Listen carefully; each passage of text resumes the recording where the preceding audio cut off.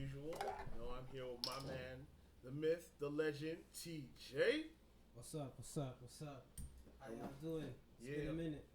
And we got some people that are alongside with us for today. Please introduce yourselves. Hey, what's up, everybody? My name is Mo. I go by Mo saxophone player, Toronto. You already know what it is. And my beautiful lady to the left. What's up? My name is Desiree. I'm from Burlington. Alright, so this episode of Den of Owls is more of a free-for-all. We usually come with, topics that we want to discuss and things that we want to talk about. But I think the main thing that's going on right now that we're all going through is this whole COVID lockdown situation. How it's messing up with everybody, especially the fact that, people need to work. And now, especially specific areas of, employment are all fucked up and all broken down right now. So I think that's the main thing that's going on right now. So that's something that I think we should kind of take in and just tell our own personal experiences about and like how we got through it, how we're making it through right now. Not really got through it. Since it's your birthday, you go first. Oh shit. True. Okay, birthday boy. That's another thing. Today is my birthday.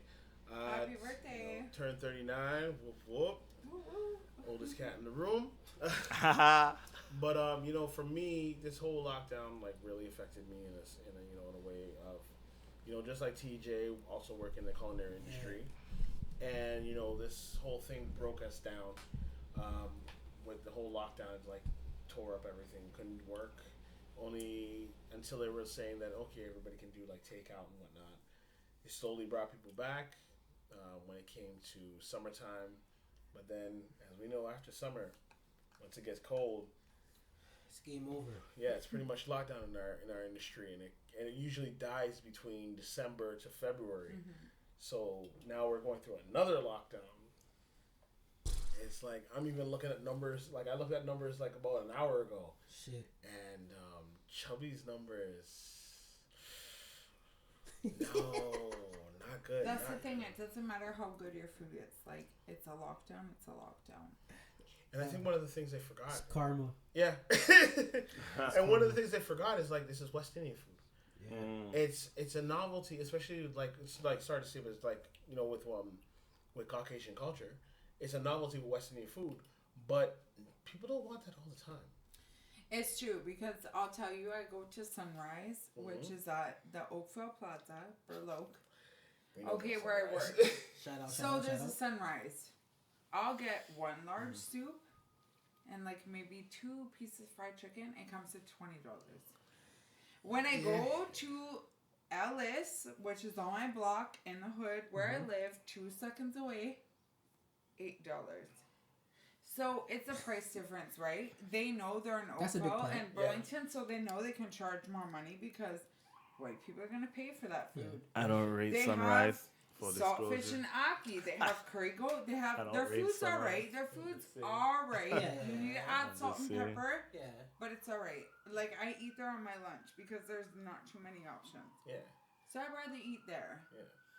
But I'm telling you, it's okay. Yeah. But it's okay. The oxtail is a little fatty. The pork, the jerk pork, dry. And that's why I don't rate what's good? Sunrise. The soup. The chicken soup? No. I've never ate there except 2 weeks ago. The the chicken soup is good. I'll tell you that. The chicken soup is good. Add some salt and pepper, you're straight. Okay. The jerk pork is okay, but when you get home, you need to add your own barbecue sauce. Don't eat pork. Swine is not fine. That's what I'm saying. I don't normally eat fucking pork, but when I ate it from there, it was okay, but a lot of fat.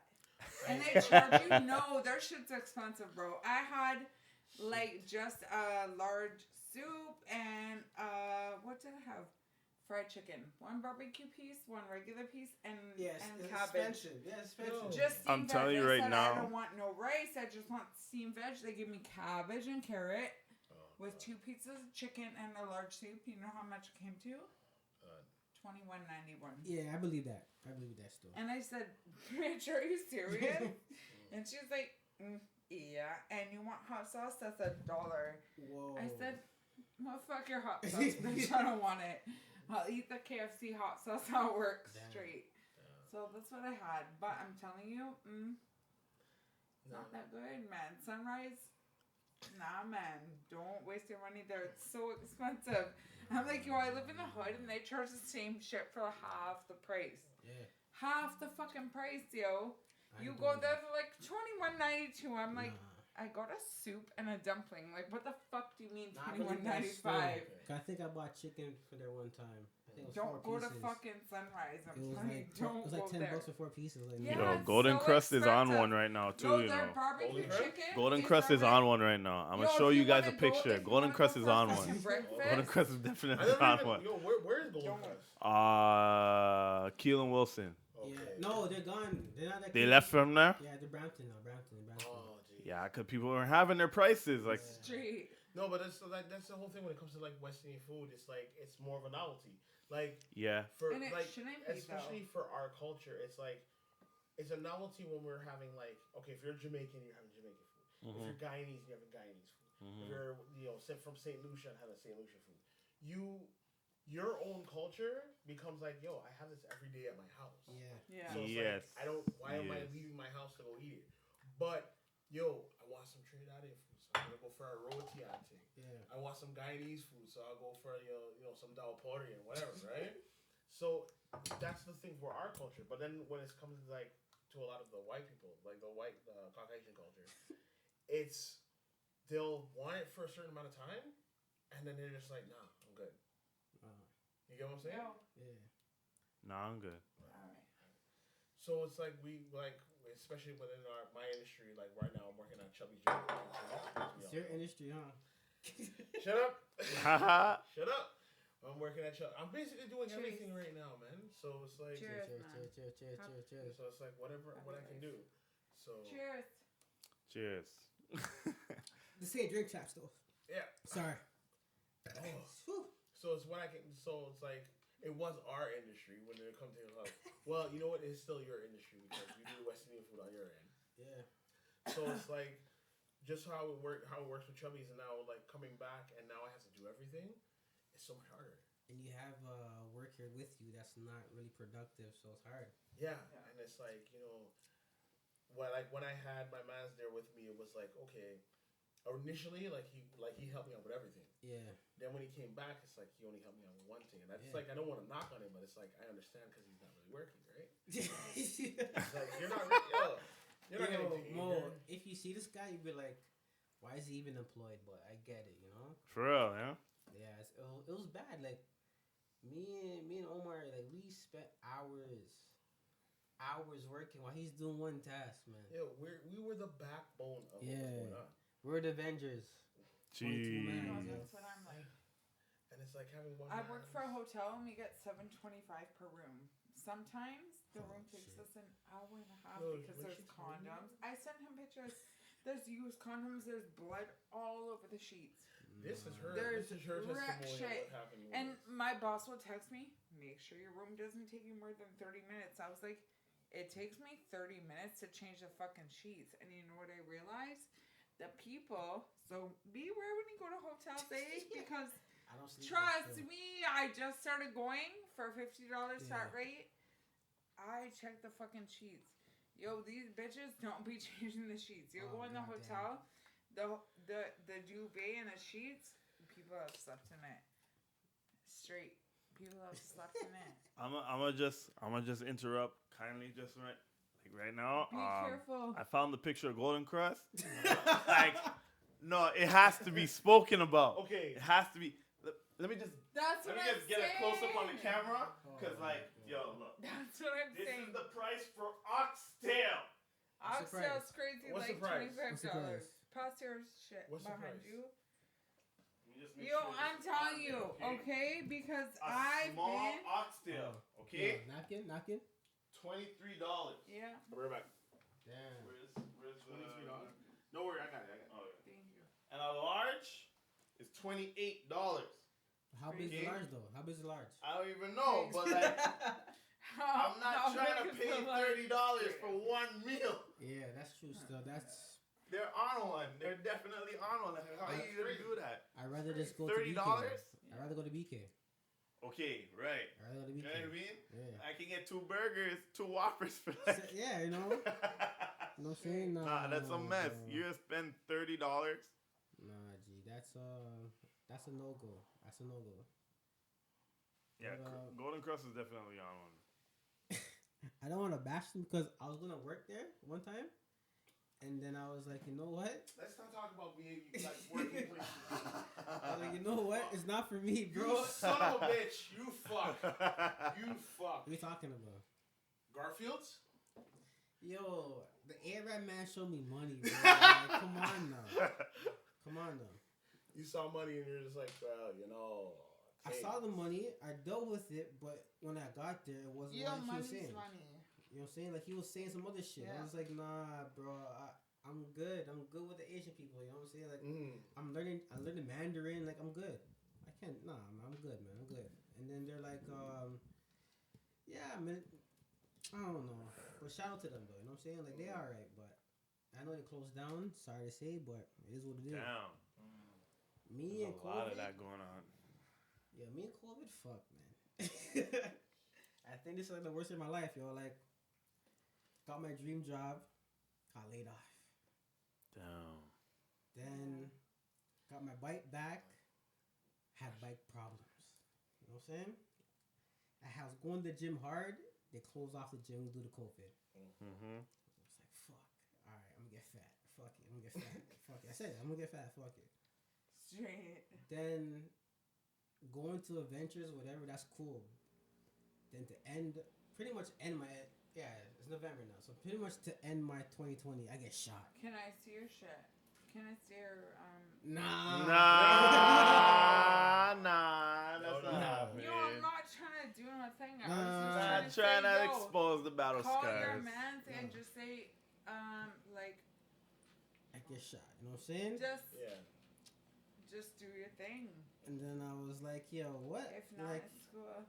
like this is just stupid. Like, you know what I'm saying? Like, why am I going downhill? Like, You why am I wanna going call downhill? me? Yeah. Why? Like, why? I don't get it. Yeah. Well, hopefully, this COVID thing goes to a little end or a little break. 2021, we come back, we do our thing, and just be merry, bro. Because let's face it, 2020 is pretty shit. Like, every day is a new 100. death. You know what I'm saying? 100. A new celebrity gone, Yeah.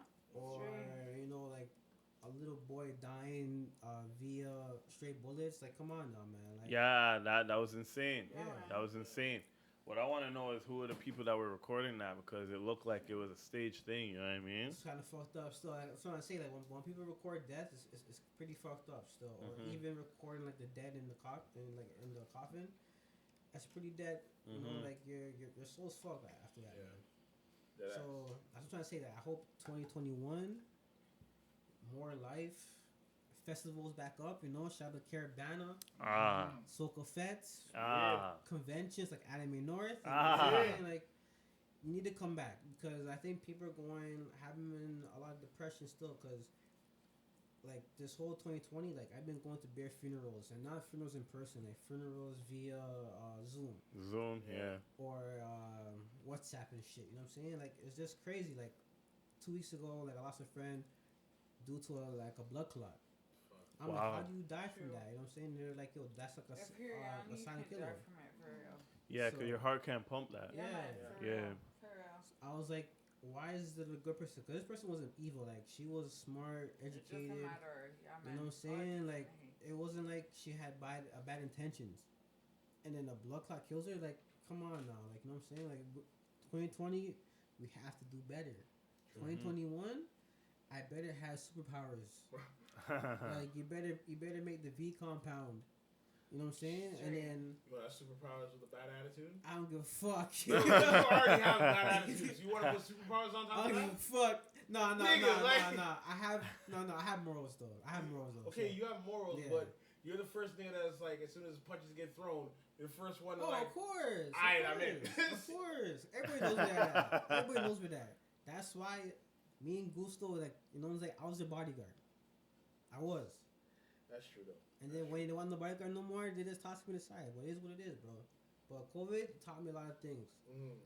Be more patient, try new things, see new people, relax. Money is money. Yeah. It's either you're gonna flip it next time or you're gonna triple it. You know what I'm saying? Like it is what it is. Spend time with your family and spend time with your loved ones. Yeah. Respect life still. Yeah.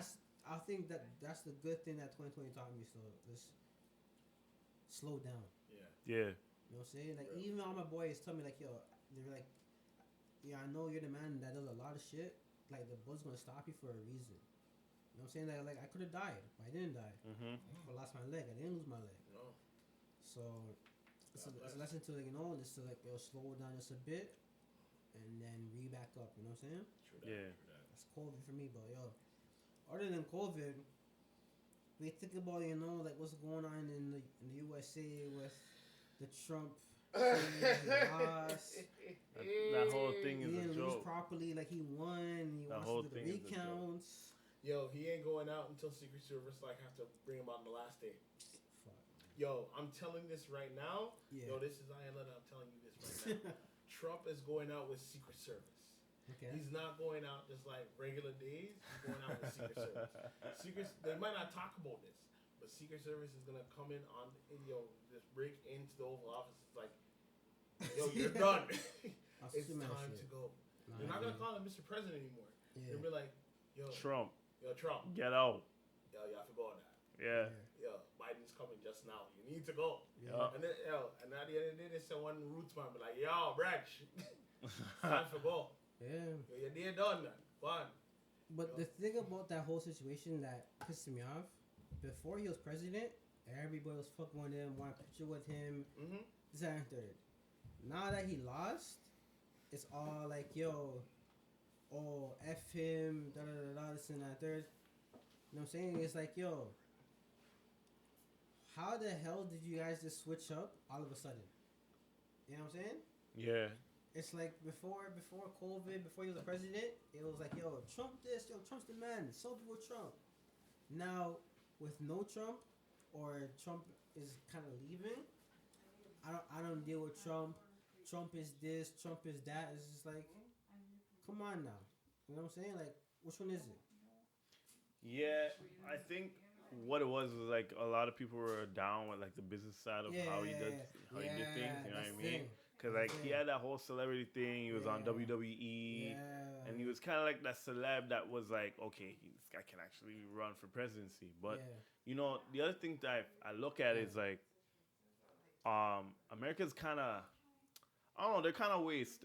I'm not even gonna sugarcoat it. They're kind of waste because like even Kanye West got 60,000 of the votes, right? Yeah. He got 60,000 votes. You know what I mean?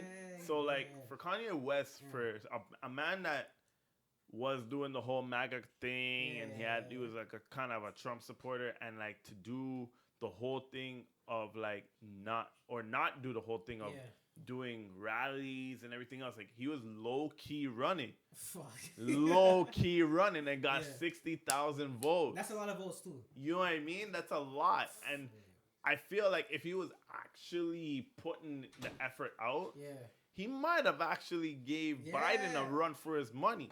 Oh, who, Trump? Kanye West. Kanye West had 60,000 votes. Because if you really think about it, that 60 could have weighed the tide, you know what I'm saying? Okay. Yeah. You know what I mean? Yo, shout out to Kanye West. Shout out to Kanye. Seriously? Shout out to Kanye. You know what I'm saying? Shout out to Kanye, man. That guy helped Biden. Being a slave is a state of mind. Being in slavery is a state of mind. Nah, white people own black people. Yeah. And they said, if you try to leave here, we're going to beat you and shoot you and kill you. But it's a state of mind. It's a state of mind. Get the fuck out of here, man. Fuck Kanye. No. You got to say thank Kanye because he kind of helped the situation. Because he kind of helped Biden. Also, he swayed 60,000 votes away from Trump. Yeah, you know what I'm saying? If you think about it, he swayed 60,000 votes away from Trump. So Trump shouldn't be really going after Biden. He should be going after Kanye. Yes, and even with Trump redoing the counts and paying bare money millions, he's losing even more. Just take the L. Yo, like apparently he's taking the L. Apparently, but he's still saying like, okay, 1 minute he's saying, okay, we have to, open things up for the, the new administration or whatever. But at the same time, there's fraudulent votes, there's fraudulent counts. We gotta, we gotta go all the way for democracy. Apparently, one of the judges ruled in his favor. So now it's going to the Supreme Court. Yeah, that was the one that he had in his pocket. There were other judges that were apparently on his whole payroll thing and everything else that ruled against him, but he found that one. He found out one judge that was on his favor, and now it's going to the Supreme Court. And he already has somebody, like he put somebody on the bench to like rule in his favor. Yeah, I'm like, that's why I said when people are like, oh yeah, as soon as Trump loses, everything's gonna be good. I'm like, you guys do realize that 48% of the country still voted for him. Right. So 48% of the country believes that black people should still be in slavery. Yeah.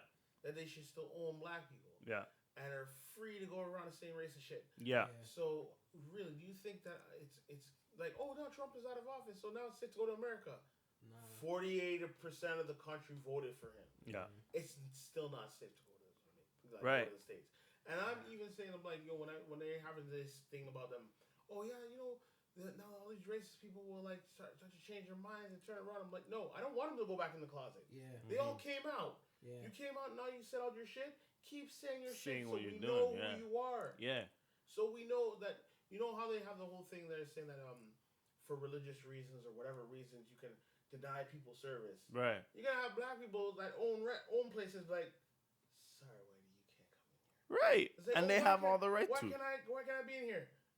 Because you were at a Trump rally. Here's your face. I'm sorry. Yeah. You can't come in here. It is what it is. Yeah. It's like, it's my right not to serve your ass. Mm-hmm. Yeah. Okay. No. Yeah, go. Oh, I took a screenshot of the color coding of the map, so I knew where I could go and where I couldn't go. You know what I mean? Because it was tripping me out. And then because at the point in time, like I was working and whatever, and I heard like, okay, Trump is holding like so many votes, and then Biden's holding so many votes, and in the morning I checked and it was like, okay, so Trump's gonna win this thing. But then it ended up being the next day that Biden actually won. It's like, okay, cool, whatever. And then he had the Jamaican, Ethiopian, Indian, whatever girl that was like the vice president. Like she's mixed with everything. You know what I mean? She had too much blood. It's cool, whatever. But like at the end of the day, like I've been saying this on social media and to people that like I usually talk to, and I'm like, yo, if this guy goes into power, what happens now or after the fact? You know what I mean? Yeah. Because like everybody's like, oh, he won, and everybody's celebrating. Like the next Jesus Christ came and won the election. Like when I heard that the people were celebrating, people were out on the street. Like my aunt showed me videos of like people partying in the street that Biden won and everything, and then like the girl that's the vice president, I can't remember her name, but like she's doing the electric slide, and it's like, oh, it's the first time the electric slide has ever been done in the White House, and it's like, all right, cool, but thing is like, yo, of color, of color, but like is Biden really gonna do what he's doing? Because honestly, I feel that whole Cardi B thing was for clout. Like the whole Cardi B thing. You talking about the WAP stuff? No, bro. Like he had Cardi B in a personal one-on-one interview online. You know what I mean? And in my personal opinion, I hear you. No, nothing against Cardi B and whatever. She has her own politic views and everything else. But like, yo, I feel, in my honest opinion, that Cardi B was not the one to represent the black community on these things. And even when I watched the whole thing, it was Biden saying, what do you think? And how do you feel about this? And how do you feel about this and this, that, whatever? And Cardi B was sitting there like, oh, I feel that, the U.S. should have free education. And I feel that the cops should be accountable for this, that, whatever. And okay, cool. That's good. Yeah. That's good. Like, the free education thing, like even us in Canada, we don't even have free education. Facts. So I don't feel like that's something that Biden can do. But holding the cops accountable for what they do, like if I shoot somebody, I'm going to jail. So if a cop shoots somebody, they shouldn't get leave of absence with pay. You know what I mean? But I feel that whole interview was a sham because he's asking her what she feels about this, and at no point in that whole interview did Cardi B turn the tables around and say, okay, so Biden, if we put you in as a black community, what are you going to do for us? How are you going to make the changes for us? What are you going to change in the police industry that targets black people as a whole? What are you going to do to change that? I hear that. And none of that happened. It was just a dumb interview for like an hour, bro. I would say though because Cardi B was focusing on the hood people. Yeah. From up top, everywhere. She was talking about everywhere. We're talking about the hood people. Mm-hmm. That was her Zoom, her everything. Hood people. So it's just straight talk. Like, yo, I want this to be done. It's not like we're gonna do about it. It's like, yo, this is what I want. Mm-hmm. And I'm trusting you to deliver this. So I'm gonna give you my 100% all to make you go, and when you are there, I want to see it. It's like an undercover deal. Yeah. She wants hood people shit to be, heard, because at the end of the day, when you hear about black people getting shot, it's usually in the hood. Yeah. Or usually in a high-end store. You know what I'm saying? Mm-hmm. They just bust fire to random people, and then they, oh shoot, wrong house. Right, a wrong person, mistaken identity. Exactly. Yeah. So when I see Cardi B doing that, I'm like, yeah, she's talking about the hood people, because the hood people always get touched first. Mm-hmm. Don't know why. I don't know if it's a curse, but hood people always get touched first. Yeah. So when I seen Cardi do her thing, I'm like, yo, I applaud it. I'm like, all right, I know you're not talking to the 100% black community. You're talking to the ones that are below minimum wage, on the hustle, the grind. You know what I'm saying? Mm-hmm. So I'm gonna let you rock, queen. You know what I'm saying? Yeah. I couldn't knock her for that because it wasn't Beyonce, it wasn't Toni Braxton, it wasn't Halle Berry. It was fucking Cardi B. You know what I'm saying? Someone that like just came into the game. Mm-hmm. So I gave her more respect. It wasn't Lauryn Hill, like you know what I'm saying? Yeah. Like it wasn't Alicia Keys, like it was Cardi B. So I gave her like a lot of love for that. But you feel like she was the right representative for that, dog? If they had, me personally, I think they should have two, like a Cardi B and then like a Beyonce or someone that's in the youth, like a Laura London. You know what I'm saying? Okay. Something like that to have the both parties of blacks, the ones that are below the minimum wage and the hood, the gutter, and then the higher class. You know what I'm saying? Like Atlanta or whatever. I think they should have two people from two different sides. Yeah, now that you mentioned Lauren London, I almost feel like I wish Nipsey was alive. Yeah. And he would have been the one to be like, okay, you know what? I'm going to do this interview with Biden. Yeah. And this is what we as a black community want done. R.I.P. Nipsey. You know what I mean? Like, True.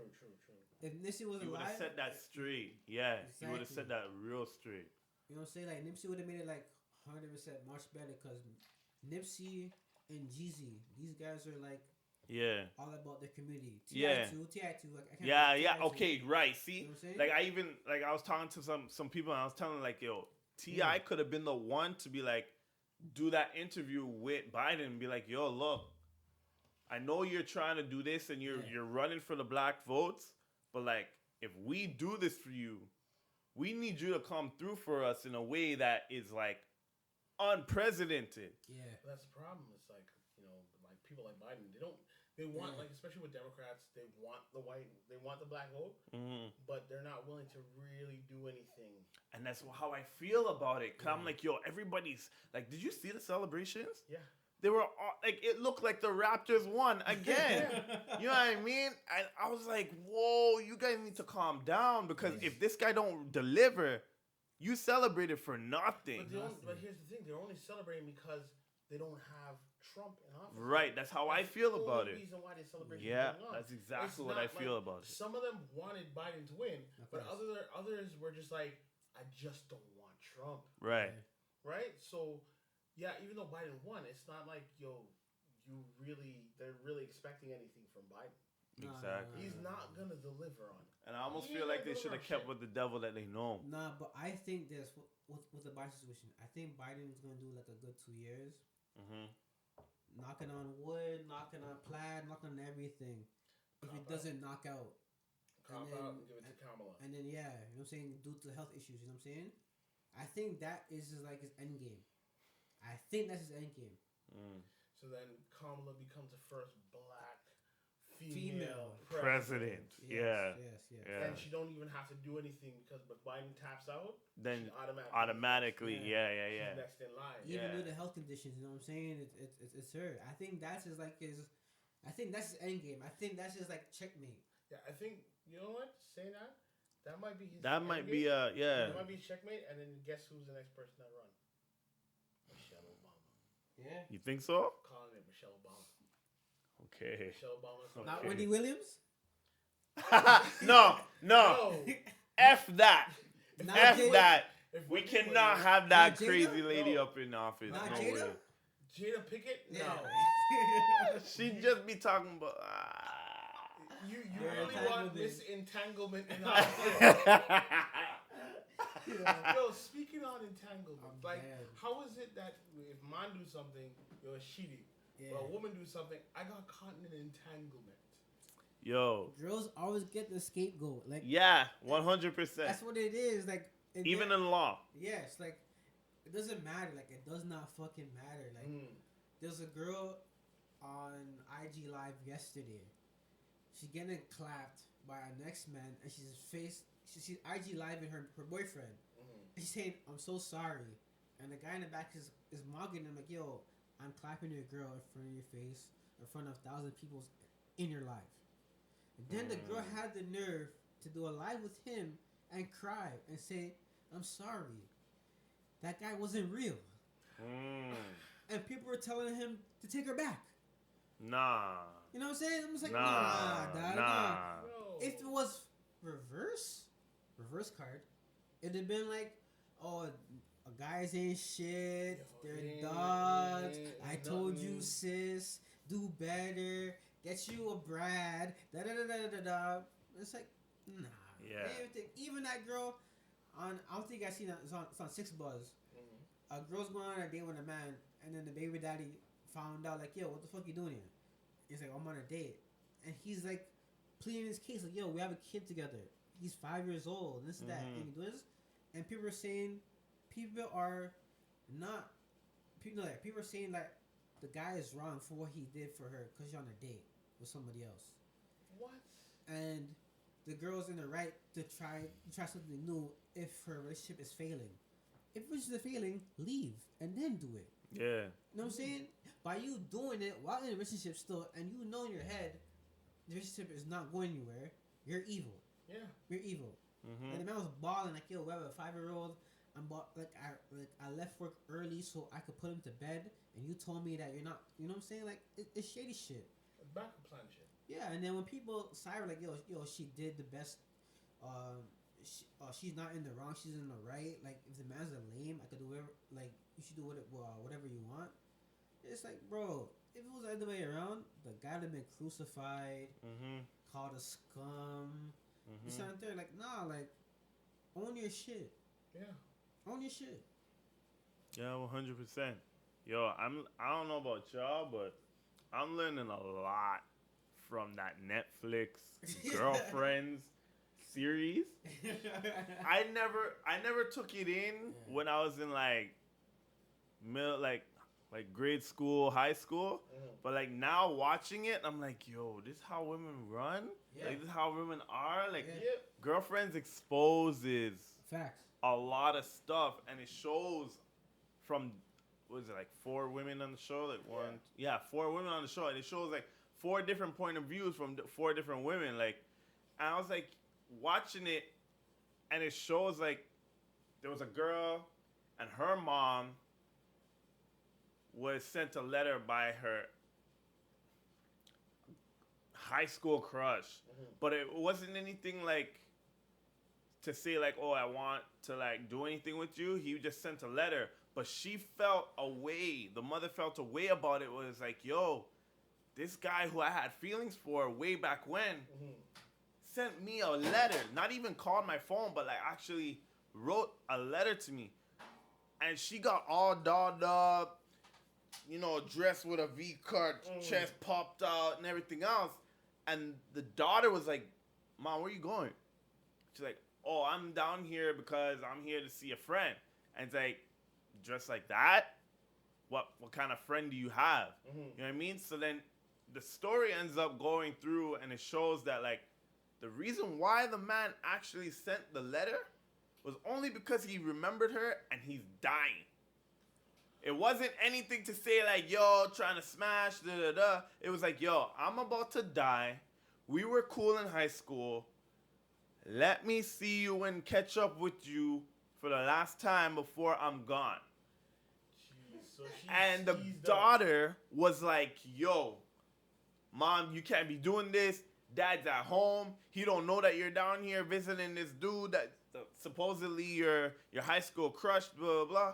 So then she was going through a lot of drama in her head, and her headspace was full of like, yo, what do I do? Because it's my mom, but she's like technically on an affair kind of thing. But now the guy's dead, so now she can't have an affair, but now she's crying over the guy. She's crying over the guy. Her husband's at home, but she's crying over the guy that's dead because she was ready to, you know, right, you know what I mean? So then now she goes and meets up with Joan, which is basically the star of the show, which is Diana Ross's daughter. And it's like, Joan, what do I do in this situation? Because as her daughter, I should go and tell my dad that my mom is stepping out. But then technically it doesn't really matter because the dude is dead, so she can't do anything about it. Joan literally sits in the chair and is like, you need to support your mom. Oh, my and God. your mom... I ain't watching that show. your mom friend died, and she has nobody to talk to about it except for you. So you need to support your mom in this situation. So basically what she's saying is, your mom was about to step out on your dad. Yeah. And even though he's dead, maybe if he was alive, he would have stepped out on her. But because he's dead and she doesn't have anybody else to talk to about it, and you know about it, you need to support her on her decision on wanting to step out on your dad in this situation. And to me, that is bullshit. That is complete and utter bullshit. Because if that was a dude, if that was the father doing that, he'd be crucified.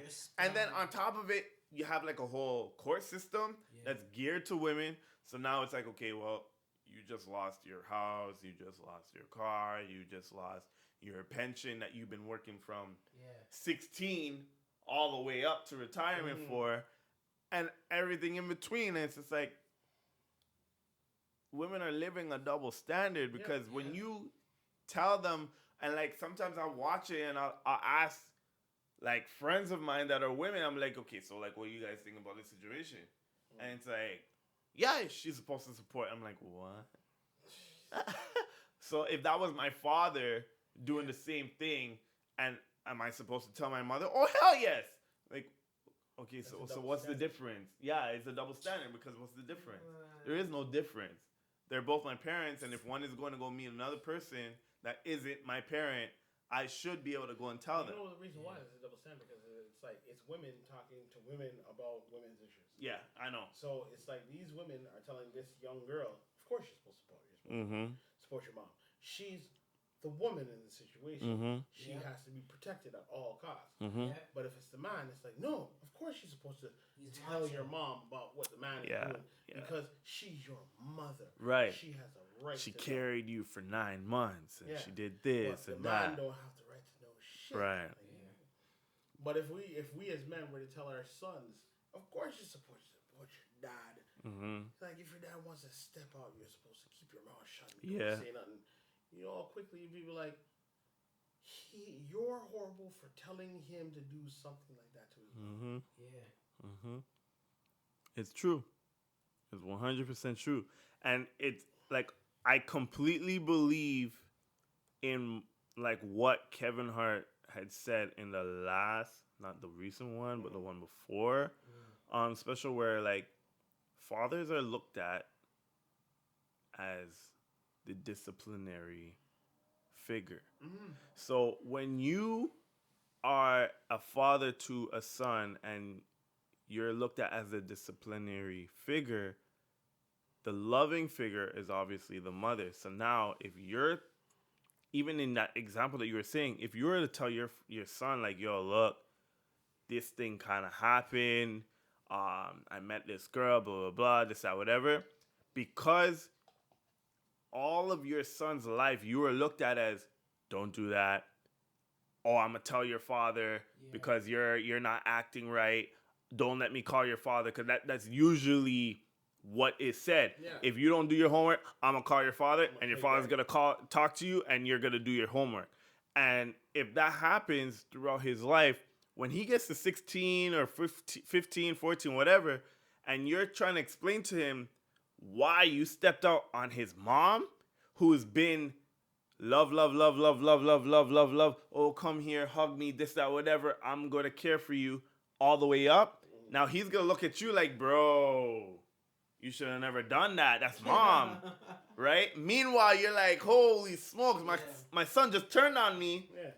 But, like, you don't understand, because, like, if your mom was to do the same thing, you would still be like, that's mom, though. Yeah. You know what I mean? So, like, the culture of it kind of, it gets a little misconstrued, but, like, because of shows like Girlfriends and Moesha and The Parkers, and that's the rage right now on Netflix. Like, those are like top 10. Yeah.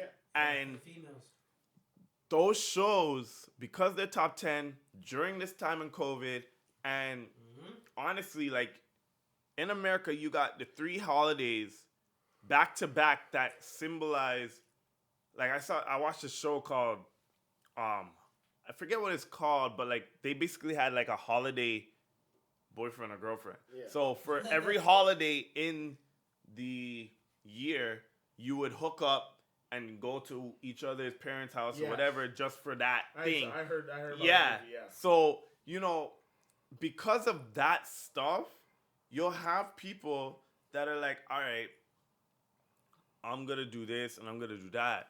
Yeah. But then when you have these people who are like, oh, well, I'm going to have you over for this, I'm going to have you over for that, and everything else is like, okay, what happens after? Right? Like, what happens with an actual relationship? And then when you look a little bit deeper into it, you have women that have a lot of power over these relationships, because now... Because those are simps! Okay, you know what I mean? Because these guys are allowing these girls to be like, okay, well, I'm going to take you home for, like, Christmas, Flag Day, President, whatever day, and all the rest of the stuff that they have in America. But then if a guy were to do the same thing, it's like, oh, you only want me because of sex, or you want me because of my body, or you want me to impress you in front of your family or your boys or whatever. Yep. But if a girl was to do the same thing, it's okay. It's an upgrade, baby. Yeah. It's okay, baby. And, like, there's no strings attached or whatever, but, like, there's always a string. There's one fine string, and I don't know. It's just, I don't know. It's a mess. It's a complete mess when it comes to the battle of the sexes kind of thing. Yeah. It's really a big mess. Like, I know I work with guys. Like, even with my stuff with COVID, coming, you know, full circle around to my whole thing for COVID. My thing for COVID, I didn't stop working. Like, unfortunately and fortunately, I didn't stop working. You know what I mean? You didn't get that little break. You are the city, bro. Yeah, like, as a carpenter, like, I was deemed essential. I cannot wait for the next 2 years to go back to the board and say, okay, look, we're deemed essential. We need more money because we work through all this stuff and we need something, whether it's back pay for the fact that we did what we did to keep these buildings being built, even though they're not essentially essential, because if people are not going to be in buildings, if they're not moving in, then why are we building the damn thing? There's no point in like the condo that I'm building right now. Apparently, the rental for the small unit is $5,000 a month. Fuck that. $5,000 a month at Yorkville, right across the street from this would be the building that we're in right now, and the Royal Ontario Museum is right across the street where St. Mike's Hospital is right now, and like that to me is insane with the price that they have. Like the corner unit, I will say, okay, the corner unit is really, really nice. You got like one, depending on the corner unit, you have like either 2 or 3 bedrooms. And they have like the raised tub, like it's not inside, and it's like a little, like a bowl and everything else. And it's nice, you know what I mean? But $5,000 a month for the 2-bedroom smaller unit versus the corner unit, which I don't even want to know about. Like, nah, it's definitely not worth it. And even for me, in 2 weeks, I'm going on vacation. Only because I told my boss, look, I don't take days off. I'm here every day. I didn't even take my birthday off. And I feel like the Christmas holiday season, it's time for me and my family. Whether I'm flying to Jamaica or not, it's my time for me. I don't want to be going to work and put on a mask again during December time when I could be home, not driving in the cold or through any snowstorms, which unfortunately in Toronto, Canada, I don't know if y'all noticed, but like this is weird this year for Toronto. Like I remember last year when I was still living at Jane and Steele's in the apartment, and I think it was November 15th or 16th, the building burnt down. I was live recording the burning of a man in a unit, and I even know that he actually was still there. I thought he got out. And when you re-look at the footage, you see the explosion happen, and he falls down, and he's cooked. It's over. And I still have that footage today, just in case the family wants to know, like, how long it took for the police to show up there, EMS to show up there, the fire trucks to show up there, because they didn't have a clue of what to do. And I was recording well before all of them showed up there. You know what I mean? And like with COVID now, like you got guys that, like I work with a guy right now who's going through a divorce, which COVID brought a huge increase in divorce rates. Huge. And you know, he's going through a divorce right now, and he's showing me like stuff like, oh, you know, his wife is trying to take his Corvette from him, and the SUV and this, that, whatever, and all the other stuff. But like, I can barely work with this guy when they ask me to work with him, because he's on his phone like this. He's in emotion. And he's swiping right on everything. Literally everything. And like going on Facebook. And this is showing me how crazy people are getting when it comes to like the inability to go onto, like, to go to a club, to hang out with friends, to do stuff. Like, I'm seeing the women that this guy is just literally hooking in. And all it is him going on Facebook, and it's saying friends or people you may know. And he just clicks on their picture and says, hey, how you doing? Nice to meet you. You might know one of my friends. Facebook suggested me, and I'm just messaging you. How are you doing today? And they exchange a few words, and it's literally like, so what are you doing this weekend? Can I come over? And I'm like, bro, it's really that easy? And like, this is a cop. One of them is a cop, okay? Like, somebody who's supposed to serve and protect and follow the rules of the COVID-19 and everything else, but they're meeting up with a carpenter who shows up at work every day and smashing, like, full-blown, like, I've seen the messages, like, talking about how like, hey, you know, I'm a messy girl. And I'm like, what does that mean? And he's like, the bed gets wet when you do whatever. And I'm like, whoa, like those kind of talks in the text. And all it was a friend's suggestion. You don't even know her. And he's talking to her.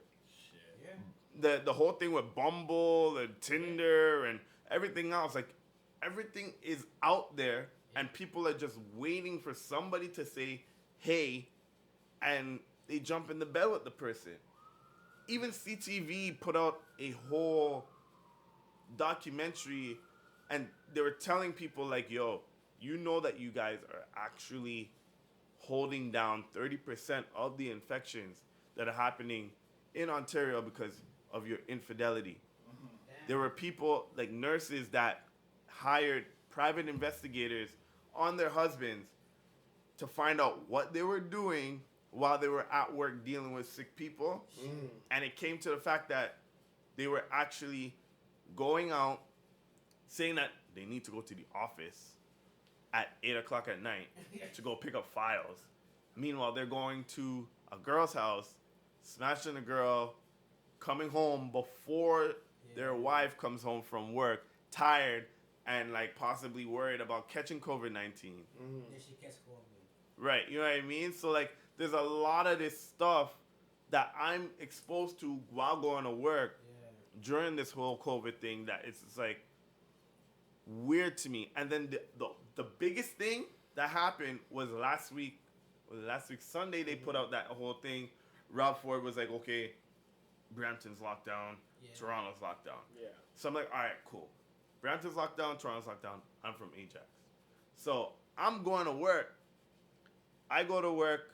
My partner doesn't show up for work. I'm thinking, okay, he's from Brampton. He's not coming. He gets up, calls me 5:30. Yo, Mo. Like, yeah, what's up? I know you're not coming today, right? He's like, no, I'm actually on my way. Like, what do you mean you're on your way? You're from Brampton. You're on lockdown. You shouldn't be going anywhere. He's like, no, I'm coming in for work. My alarm didn't go off. I'll see you soon. So then I hang up the phone and I'm thinking like, okay, I'm from Ajax. My area is a red zone. He's from Brampton. They're not even a red zone, a gray zone, but they're locked down. They're done. Why the hell can both of us meet up in Toronto and he's from Brampton and I'm from Ajax? How does that friggin' work? Because then all the people from Brampton can come and mingle with the people from Ajax, and then the people from Ajax bring that shit home, and now Ajax becomes like Brampton. In my honest opinion. And that's why I said, when they were having this whole thing, it was like, look, instead of like locking off certain areas, just lock off all of Ontario. Thank you. Just shut it all down and just say, look. Yeah, just say, look, we're going to shut it down for a month. Right. We need to give a hard reset. We're shutting everything. Not even like random places making food. Like, yo, we're shutting everything down for a month. But this is how we're going to do it. They came out and made the announcement and say, yo, in 2 weeks, we're shutting it all down. Like, even essential services, we're shutting it all down for like at least a month. So everybody, like, take your time. Don't rush to get nothing, but we're going to get everything we need to do. Get all your essential, your essential oils, essential whatever, food and whatever, stock up. Lockdown everything across the board for a month. Just shut it all down. Right. Tell everybody, yo, you have to stay in your house. If you leave your house, you're gonna get arrested. Right. And that's it.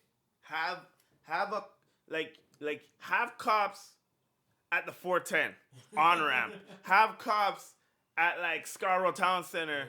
You know what I mean? Like, have them at certain areas, like, cause like even when the whole trick or treating thing happened, and like people were like I was working at Pickering Town Center for a little bit, finishing off the extension that they had, well, the division that they did, and it's just like, okay, people were asking me, how come people are in the food court eating and with no masks on? I was like, well, we're allowed to do that. And then I was like, well, why are you asking that? And they're like, oh, well, I'm from Toronto. And in Toronto, you're not allowed to eat inside. But, and I'm like, well, why are you here with your bullshit from Toronto? Because and that's the thing I kept telling them. Like, yo, when you're locking down, if you're locking down Toronto, you have certain areas on the outskirts. Like when everybody's saying, oh, yeah, York region is still okay. It's like, right. Yo, you guys like know people have cars, right? Yeah. Thank you. You know there's a train that goes into York now. Yeah. So it's like they get off and just hop, skip over Steeles. Mm-hmm. And now they're just like, all right, I'm in York region now. Yeah. Yeah. They're up in that.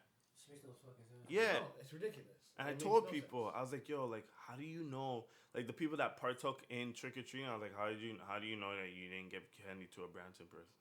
Yeah. Or how do you know that you didn't give candy to somebody who doesn't even live in your area? Yeah. It's real easy. It's a 40-minute drive from wherever to Ajax or Oshawa or wherever to just bring your kids there and allow them to walk around and collect the candy and then go home.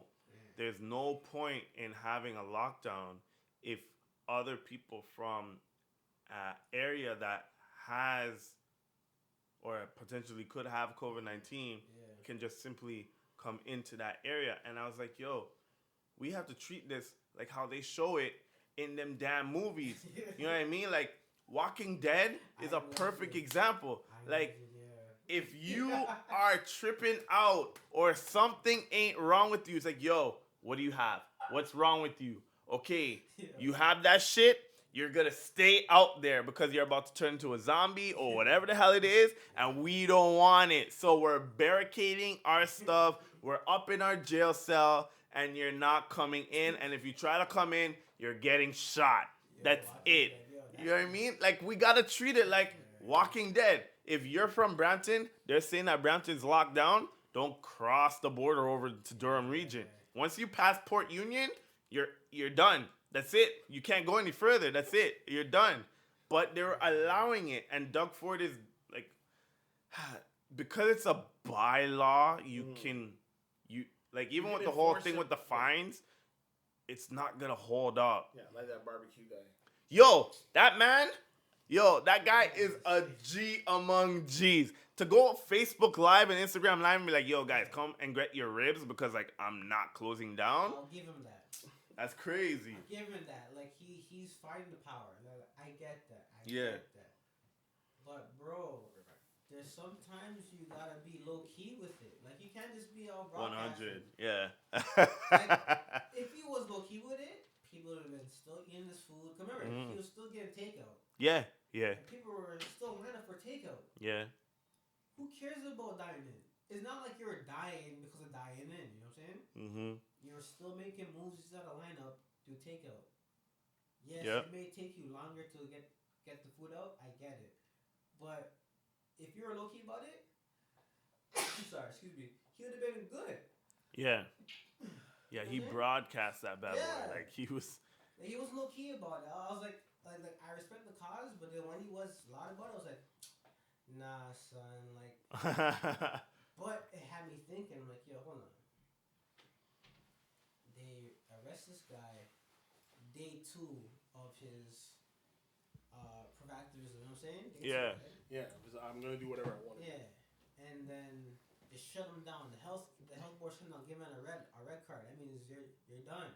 Mm-hmm. And then after that, 2 hours later, his GoFundMe is at $70K. Mm-hmm. He has no followers, and people are protesting. People try to help him out. But I'm hearing from the dark web, aka the black web. Mm-hmm. He never had a business license to begin with. So that's why he's just doing whatever the fuck he wants to do. So I'm just like, hold on now. If a man didn't have a business license, I know if it was a black person, it'd have been shut down a long time ago. Yeah. The black people got hit with handcuffs from day 1, not day 2. Mm-hmm.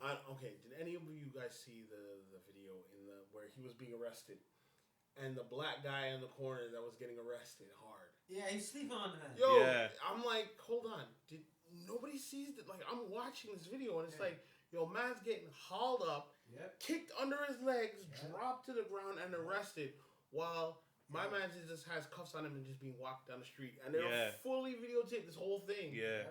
And then they cut to him, and nobody mentions anything about the black guy getting like hauled. Nothing. That was my issue.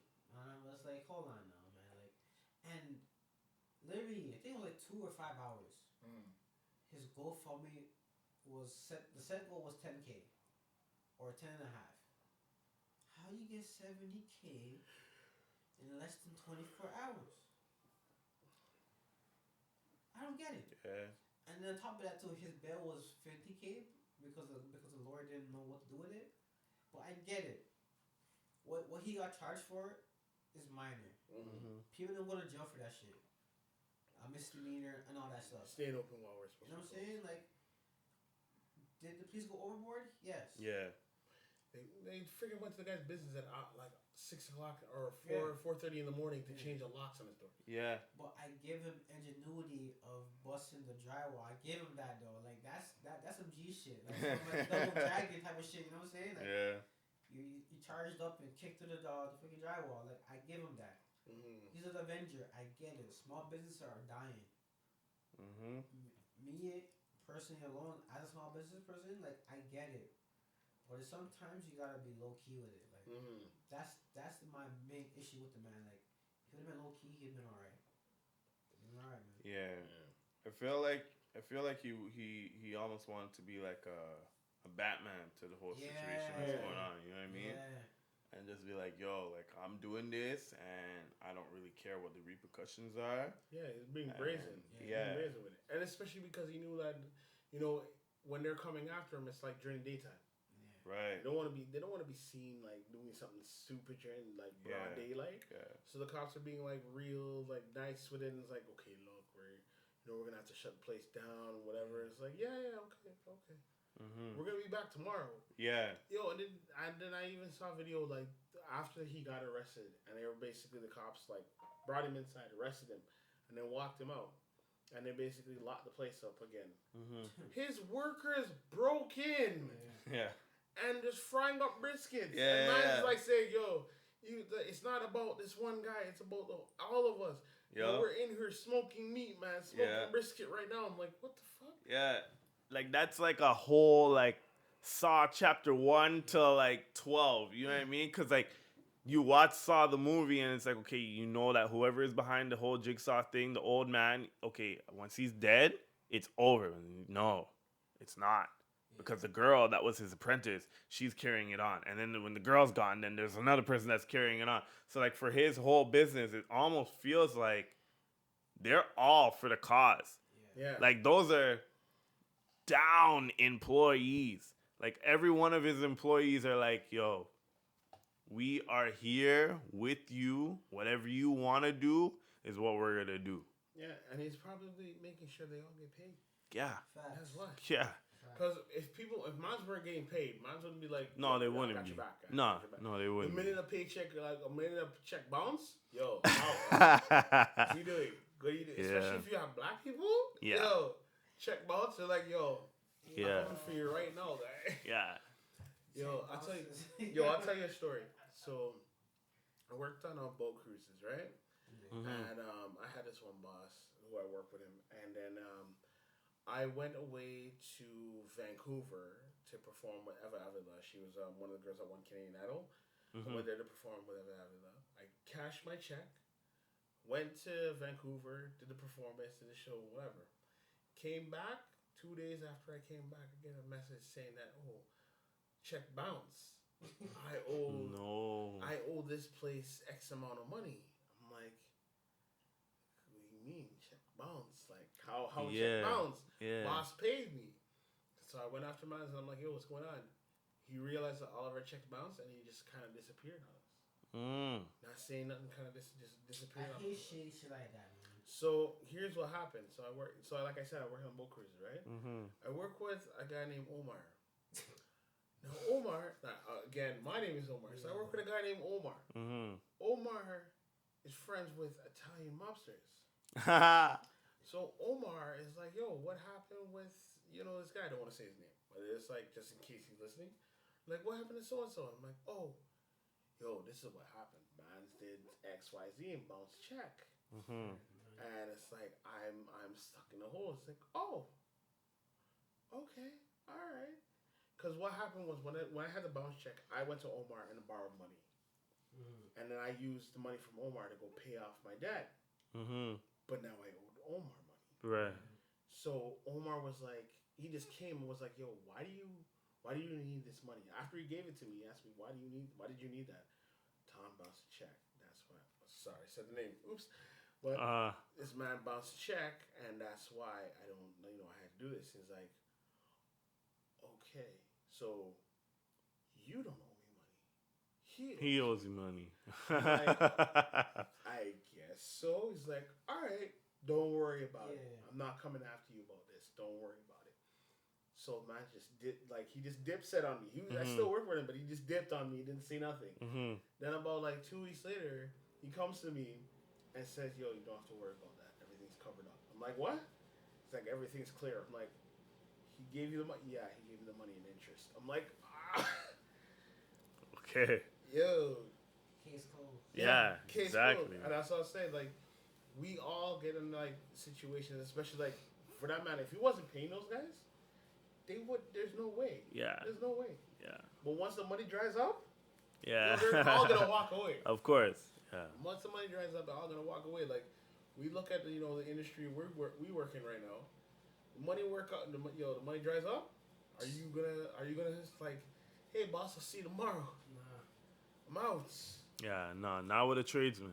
Yeah, with trades especially, like, because even with culinary, it's considered a trade. It is. Trade skill. Yep. So it's like for any of us who work in trades, as soon as they bounce a check or they're like, yo, a situation happened and we can't pay you this week, man's like, yo, you pay or I walk. You walk. Yeah, exactly. Yeah. Because we're like, yo, you either give me my money. It's one or the other. Give me my money that you owe me or I'm walking. Yep. Or 100. you don't have, the situation that we don't have. Okay, bye. Yep.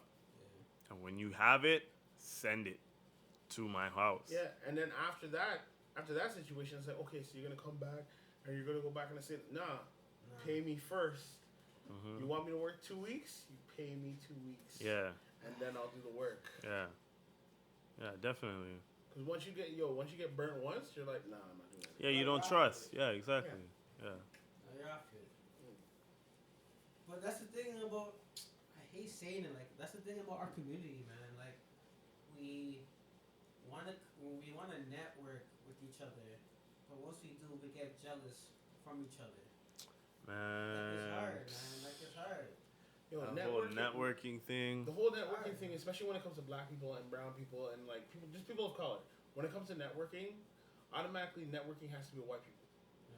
When we network with one another, the problem I feel with our community is that there's too many of us who are like get jealous. If somebody if we're coming up, and then this person gets a little bit more shine than me, I'm wanting to cut them down. And instead of like, okay, they got some shine, let me keep working with that person, because the more shine they get, even though I don't get that shine, I'm still making money. I'm still making bank, going all the way up. But because I'm not rising on the same level as you, I'm gonna be an ass. See, I feel like that's not even a whole black community thing. That's a Toronto thing. Yeah. You think so? I do. Cause like I know guy, like I went to Boston for music, and I know guys that will do like I went to a concert and I thought I had to pay. 100% thought I had to pay. And it was a free concert to whoever wanted to go.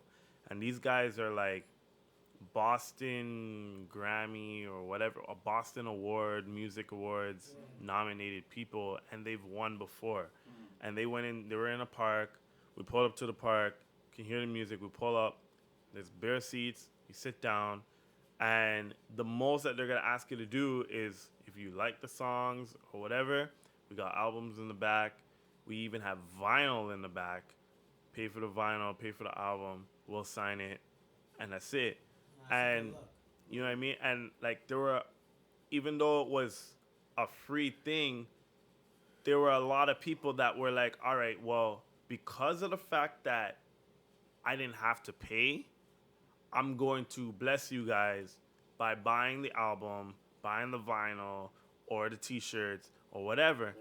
And, like, even for me, as, like, a Canadian being there, I was like, yo, this is nuts. This is not something that I'm used to as a musician. And the music there was dope. The lyricism was great. So I was like, you know what? I'm going to buy one of these albums.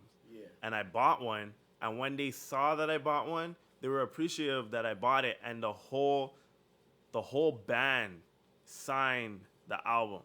The whole band. And they're like, yo, where are you from? I'm like, I'm from Canada. I'm not here. Like, I don't live down here. And, you know, it got to a point where they're like, man, like, we really respect what you did. You came out here from Canada on a Greyhound. Yeah. And, you know, you didn't even know that we're having a concert, but you came to hear us. And not only that, you bought an album from us. So then the respect level came back. So they were like, yo, next year, we're doing a world tour. And we're coming to Toronto. Is that where you live in Canada? And I was like, yeah, that is where I'm from. So he's like, okay, so you obviously know the good spots to eat, the good places to go, blah, blah, blah. We don't know none of that. So can we contact you to show us around Toronto?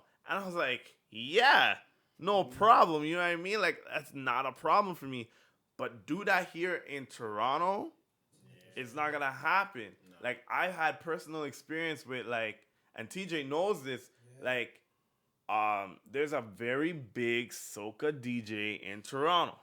And I was supposed to, or not really supposed to, but what could have been their amateur night at their, I forget what the club is called, but we went and we were there, and TJ was like, yo, these guys are trash. Like, if you came up there with your saxophone playing the soca tracks that you know how to play right now, it would set this place off in comparison to some of these guys that, like, are running out of breath singing, not really, you know, doing the song properly or whatever.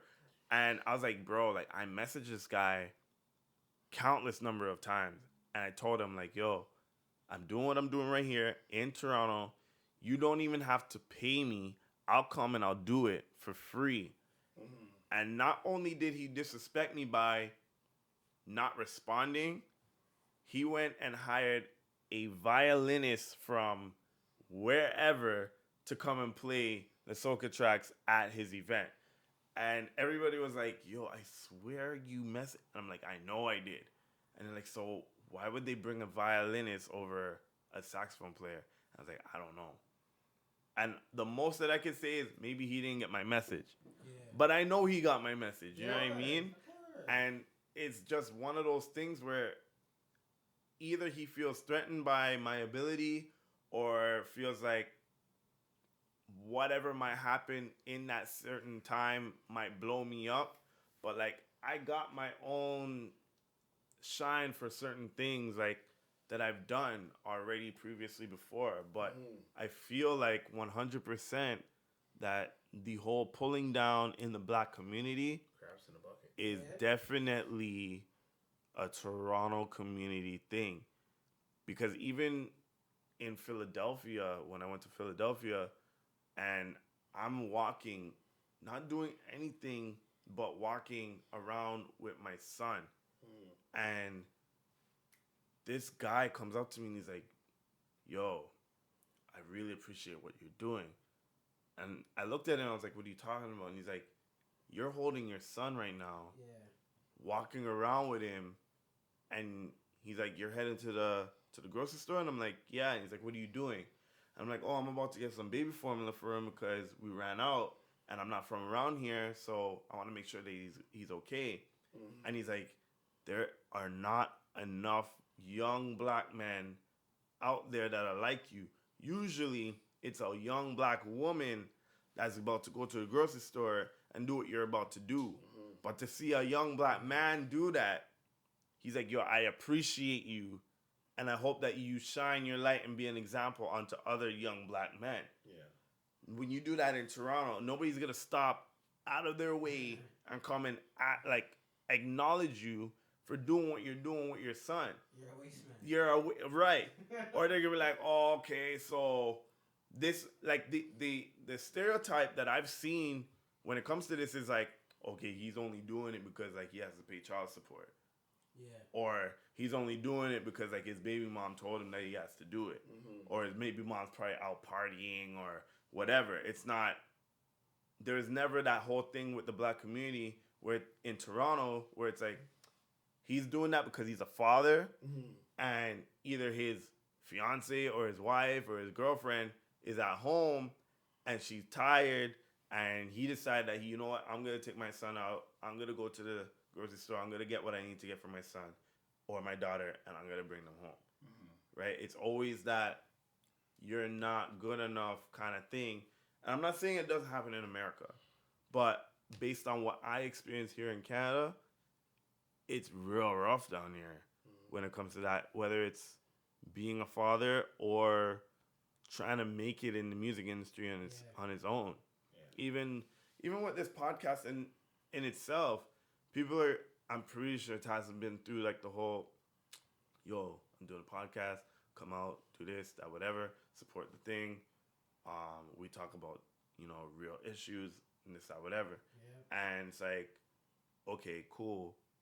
And nobody subscribes, nobody, you know, follows whatever it is, and nobody really supports. Yeah. But then once, if this podcast gets mentioned by Charlemagne the God, all of a sudden it's like, yo, I know that guy. Yeah. And I know this guy, and I know this guy. Yo, let me get on that now. I want to be a part of this. I want to do this. And it's only because now, instead of being in a crab's bucket situation, they become like a leech. Yeah. To gain the profit off of what all that hard work was that was done in the beginning. Yeah. It's like, oh, this person recognizes you, so I need some of that shine too. Right. And then if you tell them, yo, you weren't here in the beginning, so you're not going to be here now. Yeah. It's like, oh, okay, so that's how it is. And that's when they come kill you, bro. Yeah, and they want to do this and they want to do that. And it's a mess. The culture in Toronto it's really, really bad. And it's funny because, like, when I was in Boston, I was telling them that how it is down here. They were saying almost the same thing in Boston, where they're like, yo, it's bad down here as well. Yeah, because I think, I understand where you're being from, like, a Toronto thing. Mm-hmm. But I feel like, you know, you feel like it's a Toronto thing because, like, it's the environment you live in. Yes, it's what you see. Yeah. So you feel like, yo, it's a black people in Toronto or a Mandem in Toronto. But it's I feel like it's kind of a black people thing. Mm-hmm. Reason being is because, like, if you look at any area, if you look at Brampton, if you look at Pickering, if you look at, you know, Vaughan, if you look at, you know, going in the States, like all the different boroughs in New York, everybody says, yo, this is this area thing, it's that area thing. Yeah. But it's just black people because we have this tendency, like, we want our people to succeed. But we want our people to succeed under what we're doing. Yeah, yeah. Because if I succeed, that's good for me. Yeah. But if you succeed, that doesn't benefit me. Yeah. Right? So they see somebody get their shine and they're getting well, and it's like, yo, I want to rise up too, and you're not bringing me, like, why aren't you bringing me up with you? Yeah. It's like, all right, you know what? Cut you down. Yeah. Bring you down to size. Yeah. And the problem is that we, as a people, don't just come together and it's like, okay, this person's shining. Yo, if they're making money, if I did this, you know, collaboration with them, and they just bump up, right? My collaboration still brings me money because they're coming to me, paying me to do XYZ with them. Yeah. And even though they're making their money, they're turning around selling that and making like 10,000 or 20,000. Yo, I made 5,000 on this. Mm-hmm. Right? So now when the next turnaround comes around, I can negotiate for more. Yeah. It's like, yo, you paid me 5, you made 20. Yeah. Mm-hmm. So you made $15,000 profit off of this. Mm-hmm. and it's already doing well. So when you come up with your next set, you're not gonna make 15.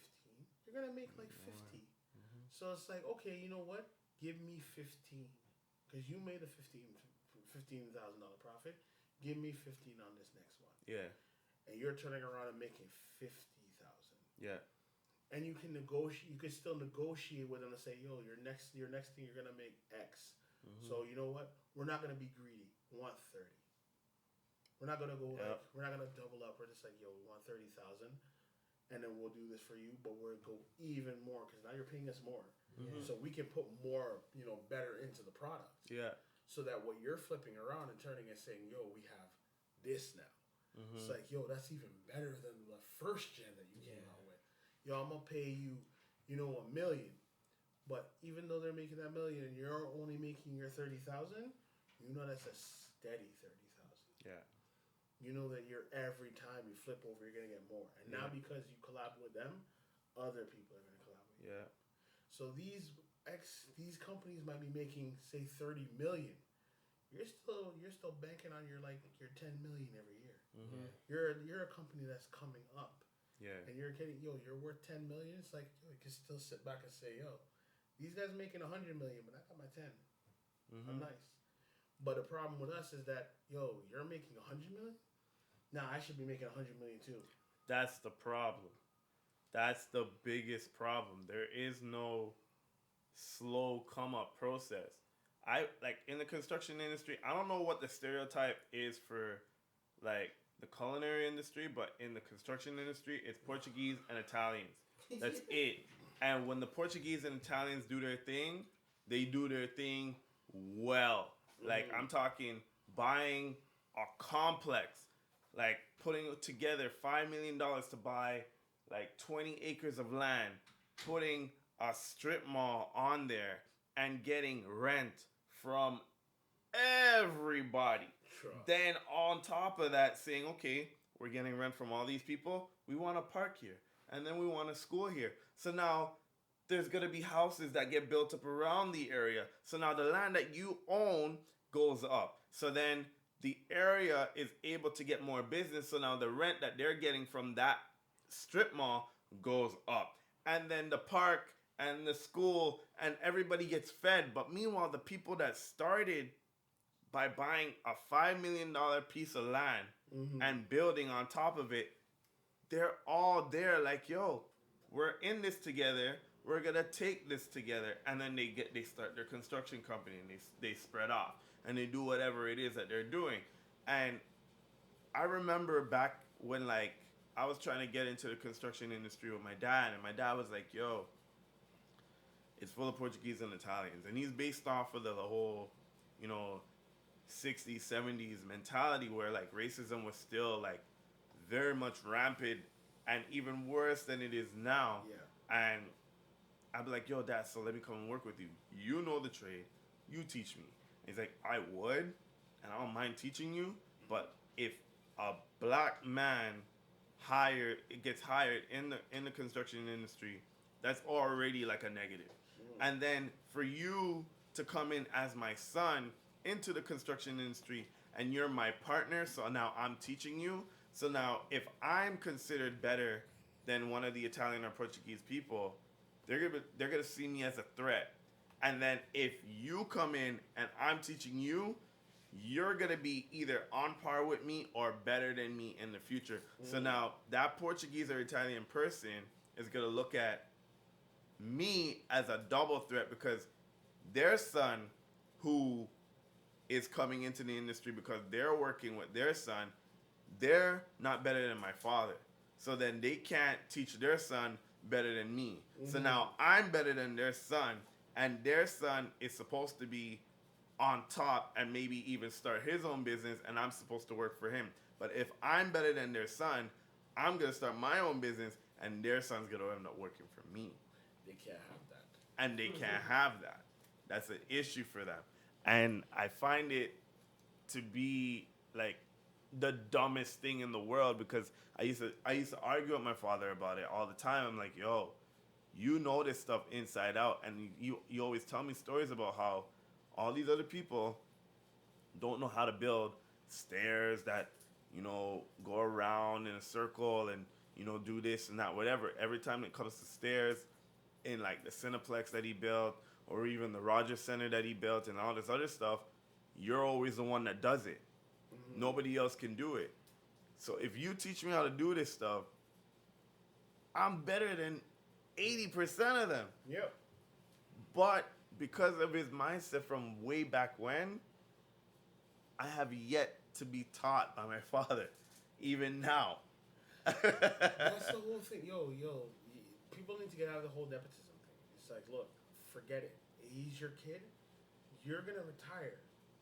If you have this knowledge, pass it on.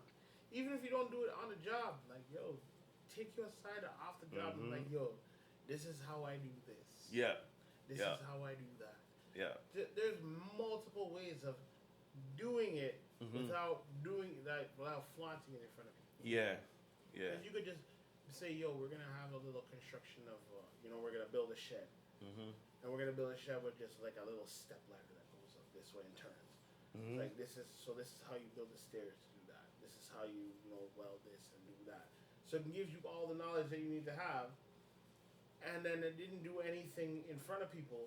Yeah. So then when they say, I retire, or before he retires, you're working alongside him and they're like, exactly the same way that this was done is exactly the same way this is done. It's like, you basically can do everything that your father can do. It's like, he's basically a mini me. Yeah. Okay, now they said he's a mini me. As of this day, I'm retiring. Yeah, you know what I mean? And it's over, and then you're able to progress the generation in a way where it's like, okay, well, my dad was a carpenter, my grandfather was a carpenter, my great-grandfather was a carpenter, and it continues in that way, where I see these Portuguese and Italians say, like, my great-grandfather was a carpenter, and then my dad or my grandfather started this business, and then my dad took over the business, so now eventually I'm the one that's going to take over the business. And we don't have that for whatever dumb reason it is in the black community. Yeah. Because when I see some of the work that some black people do, men and female, do in the jobs that they have, it's like, why are you not the head of this thing or running your own thing, doing your own thing? Because you have this and you're better at this than a lot of other people. And if you were to branch out and do your own thing, you'd be set your own hours, you'd be hiring and firing people, and you wouldn't have to worry about anything. Because even when those that you hired are not able to do what you expect them to do, it wouldn't really matter because you're able to do it on your own. Yep. And there's one contractor that I know right now who's impressed the hell out of me, and I'm very, very proud of Kyle right now for what he's doing. And I even told him, if you need a drywaller, you call me and I will come and progress your business by working for you and doing the best that I have in your business, because the work that he does is very, very good. And it shows that if you put the work into something, that you're able to shine that light on the black community to show, like, look, I'm a black person. The construction industry is run by Portuguese and Italian, and I'm doing this thing as a contractor, renovating bathrooms, renovating washrooms, renovating living rooms, basements, this, that, whatever. You know what I mean? And there's a lot of other things, like even with you guys, like TJ's always doing the pop-up shops all the time, and I see people like raving over it, posting on Instagram, this, that, whatever. And even the stories that he's told me before about, like, oh, well, I did this and I created this recipe and I created that, and they took it and I didn't even get a credit for it. Like, that's bullshit. If you do something for somebody, that person should give you the credit where it's due. Yep. But for whatever reason in this community that we have, it's kind of a love-hate thing, because like we love each other, but then we don't want each other to get too high. Otherwise, we look bad or whatever it is that's in their head. And it got to a point where even with the whole Black Lives Matter thing, I just stopped doing the whole, like, you guys ever walk in like a mall or even on the street and you see another black person and then they look at you and you look at the person and then like you give the head nod or whatever. Yeah. But like when you first locked eyes, it almost looked like they were upset that you were walking on the street beside them. And I was like, yo, I got tired of it. So like now I don't do the head nod. I don't do the whole like looking and locking eyes thing. I'm like, yo, fam, good? How's your day? You know what I mean? Like I don't do the just like walk by and head nod and stuff like. I look at like other communities and they do the whole like, oh, hey, paisan, da da da da da da, and they hug each other and they kiss each other on the cheek and this, that, whatever, and it's like, how are the kids, how are the families, da da da, and I'm like, why aren't we like that? No.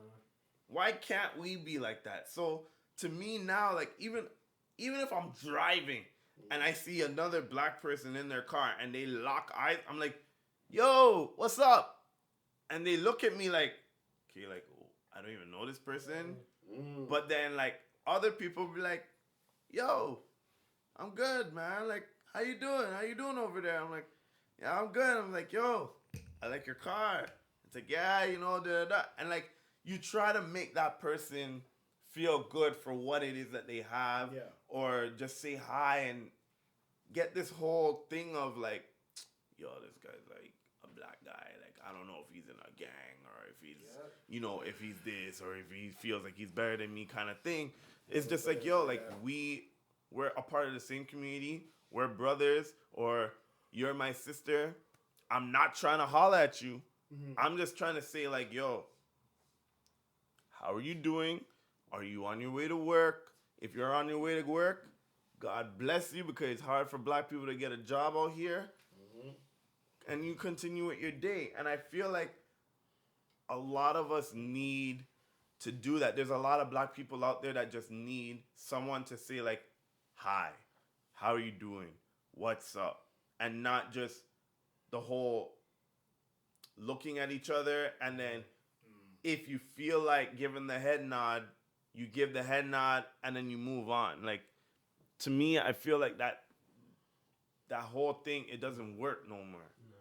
And there's a lot of people out there that are like going through whatever they're going through, and just simply saying like, what's up, hi, or whatever, just makes them change their attitude towards like, I'm going to work and I'm gonna fuck shit up, in comparison to, I'm going to work and I'm gonna do my damn best today.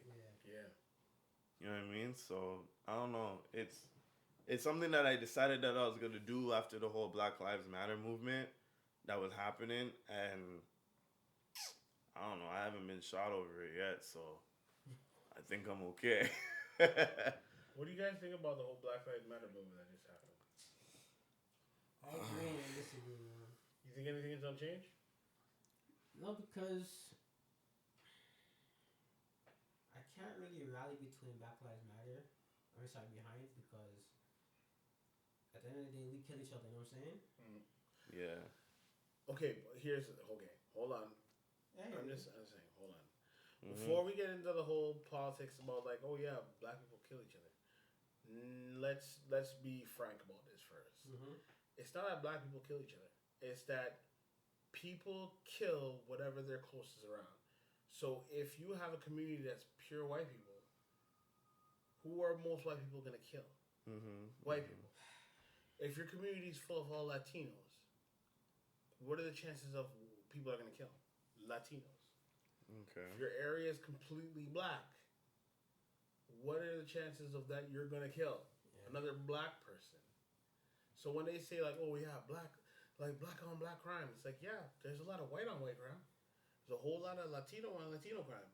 But they always focus on us.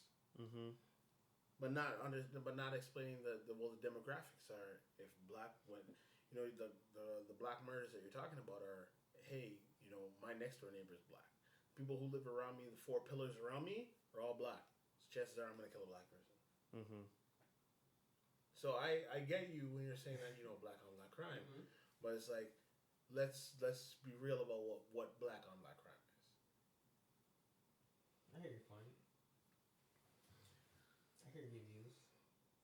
But me personally, like I said, like I'm all like if you're really thinking about it with the police and shit, police are mostly killing black people, right? Mm-hmm. And they're supposed to serve and protect us. That's their job. I get that. Like a white guy could be just going to his pocket. It's whatever, I'm calm. But if it's a black guy, they're scared, Like I get why they're rallying for it, but I say that too. It's like, what about us against us? You know what I'm saying? Like, that's my take to it, man. Yeah, I hear you. I've said this before, and I got blasted over it. So this is going on the internet, so I'm gonna get blasted for it again. So okay, I'm gonna speak my mind. It is what it is. But I feel that as a black community, we need to stop calling each other niggers. 100%. Okay. There are people who say that it's not the main issue or that's not the reason why and everything else. But going back into, I guess, the white man versus the pilgrims thing, or even if you want to like fairy tale it up, Pocahontas from the Disney movies. The Indians were there, and these white men were there, and the Indians were called savages, right? And the white people were called saviors. Right. So, they had their own name for each other, and if you look at the movie, they never called each other what the white people had called them. They never decided, and I've heard this before where it's like, okay, well, we only call each other nigger because they used to call us nigger, and we decided to turn it into a positive, and it's like, yo, you're my nigger, this, that, whatever. But to me, it's like, okay, we got branded this way by this word. Forget the word. Don't use the word at all. But because of the hip-hop industry, and I guess it seems to be a word that's easily rhymed with a lot of other shit out there, they use it. And I work with a guy recently. He just became my new partner, and he came to me and he's like, yo, Mo, what's up? And I'm like, nothing. He's like, man, it's real quiet up here. I said, okay, cool. What do you want to do about it? And he's like, well, I got a radio. I can hook up my phone to it. So he's like, what do you listen to? And I'm like, honestly, man, I'm that weird guy. I listen to classical music. I listen to jazz music.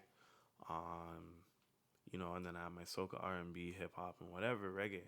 And he's like, oh, okay, so you listen to hip-hop? I'm like, yeah, sometimes, whatever. He's like, all right, cool. This is a white Portuguese guy running like Fat Joe, Ludacris, 50 Cent, G-Unit stuff. And it's all explicit content. Yeah. So I'm listening to the songs and I'm like, yo, I remember this song from way back in the day and da-da-da. And he's singing the words, but then when it comes to the parts where the rapper says the word nigger in it, he doesn't say it. Now, I'm like, okay, you know every single word of this song. You know he's saying saying the N-word. So when I'm not around, exactly. When I'm not around, he's saying it, right? And I'm like, man, like I had to tell him, I was like, man, like, yo, can we listen to something else? Because in my mind, I'm hearing him say it. Yeah. And it's pissing me off. Because I'm like, you cannot say the whole thing and not say the final word in that verse. It doesn't make sense. You're not going to do that. If this is the kind of music that you listen to, you're going to go ahead and say it. And to me, it's like, yo, this is a disrespect thing.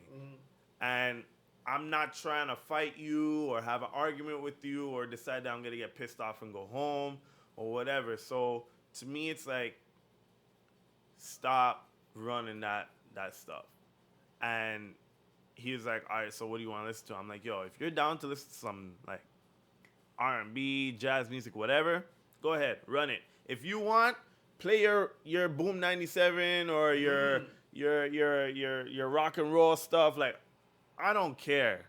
Play your stuff. That's fine.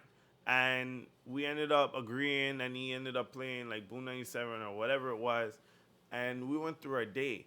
But to me, it's like, yo, if we can get, because they already look at us like niggers, whatever that word meant to them or whatever it means right now or whatever, they look at us like that. So if we're going to call each other niggers, then it's almost like we're telling them that they're right for calling us niggers. And then us as niggers is always going to be in their mind, and it's never going to be something that is erased from a generation, because it's continuing now. Like, we have young people our age that are still calling us niggers. And it's like, yo, this is some shit that happened from 54, like 100 years ago. Like, what the hell is going on here?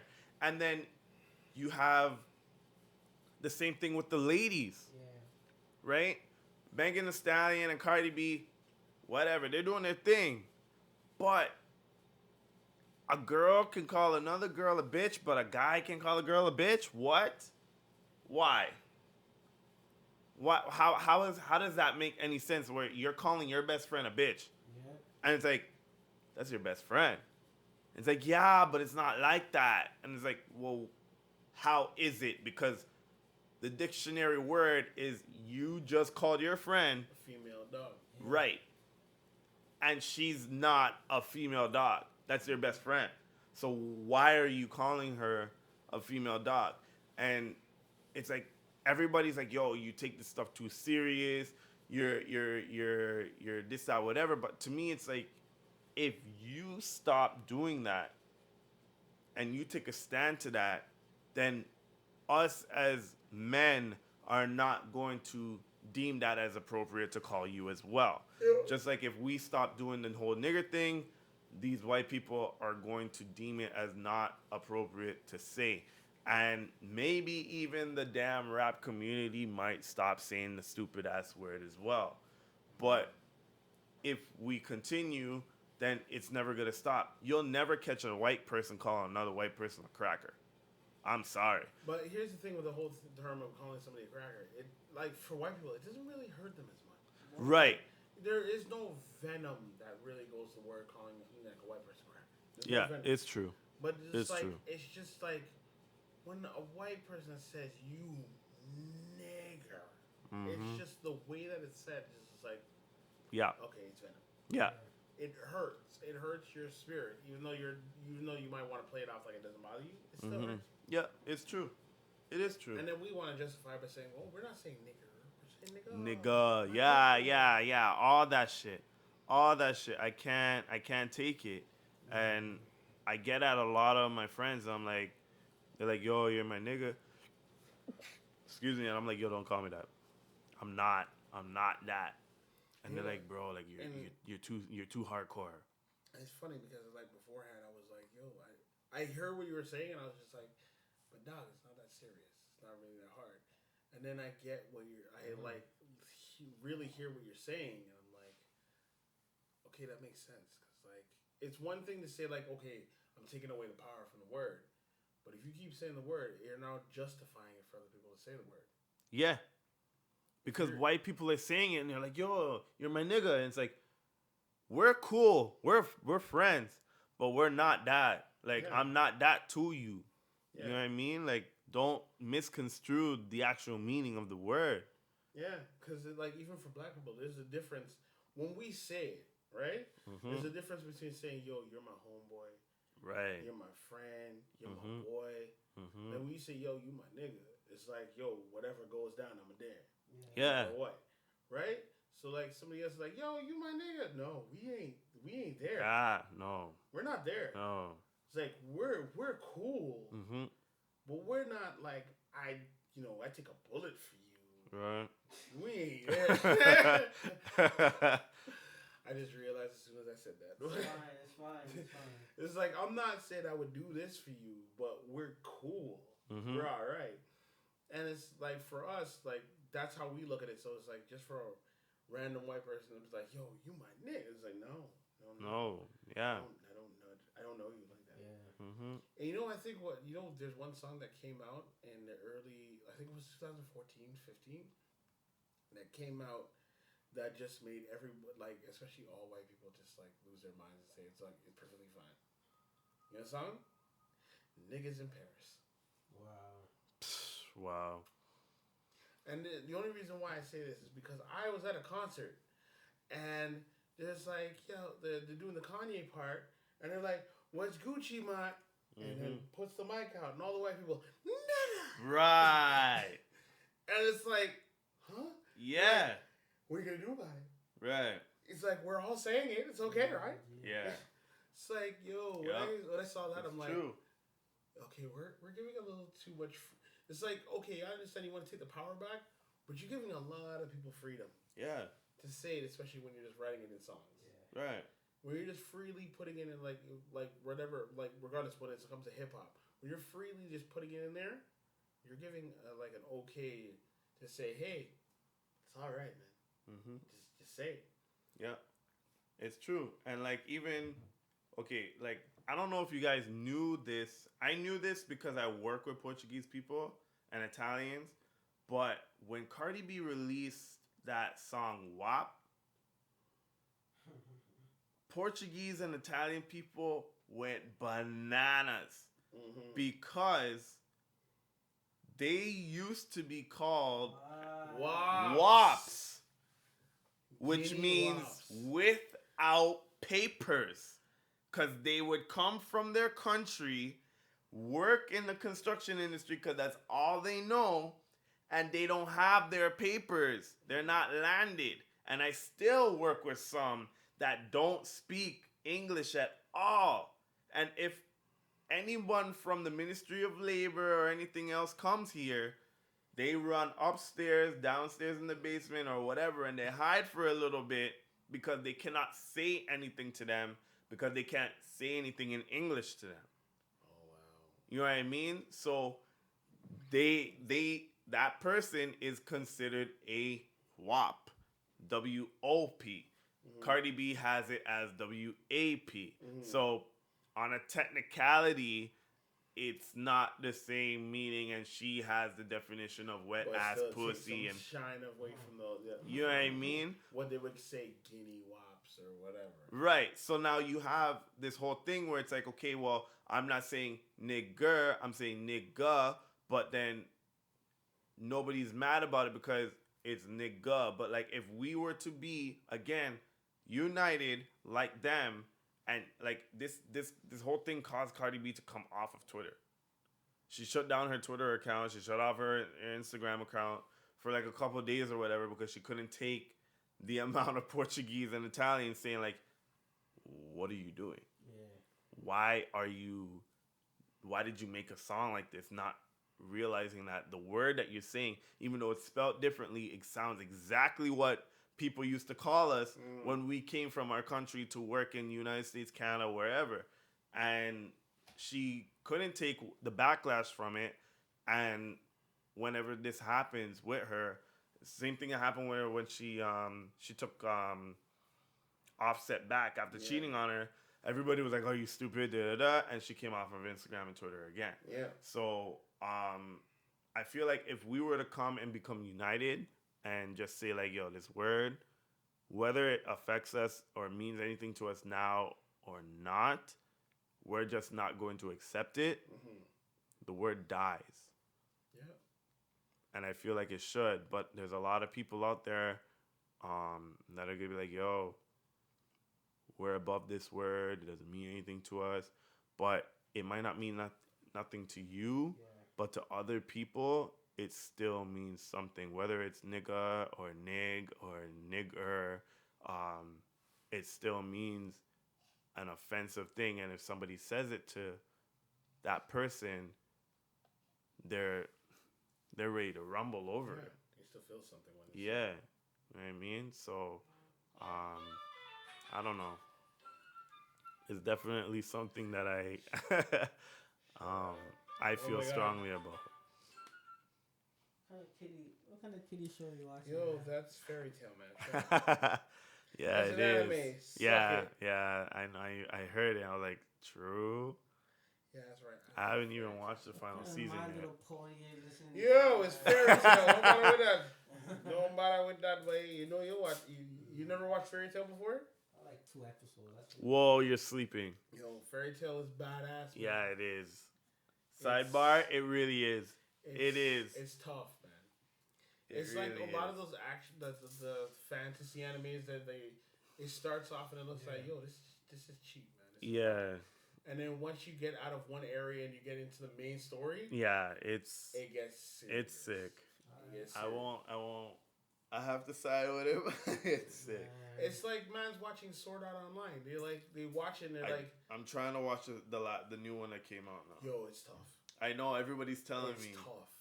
I'm on episode 2 right now. The second one, I was like, The second one was kind of sus. Yeah. The whole gun sword thing. Gun Gale Online. Yeah. It seemed kind of sus. And, but once this last season, Yeah? Sword Art is okay. Tough, so that's something to go home and watch still. To watch the highlights on the Mike Tyson fight. Did the Tyson fight happen? Yeah, it's like right now, yeah. Oh, okay. Yeah. What do you got on that? Mike for sure. I seen his whole like training videos. Like they had like a whole video edit when like he made the last punch and he launched his trainer out the window and everything else. Like his punches are thunderous. Like I can't believe how fast he can still move at the age of 51. That guy's 51. Yeah. He shouldn't be able to move like that or hit like that. But there's a reason why he's in the Street Fighter video game, so. And who is he fighting? Evander Holyfield? No. Roy Jones. Roy, yeah. Yo, if Roy gets hit, it's done. Yeah. Roy's gonna get hurt. Yeah. I'm gonna watch the highlights, 100%. I feel like it's one of those situations where it's like he's gonna just try and move as much as he can. He has to. Because if Mike gets him in a corner and like really locks him in where he can't go anywhere, that double hit to the body and uppercut. Yeah. Yo, he put many men to sleep with that. Yeah. And I've seen the videos where he's practicing that.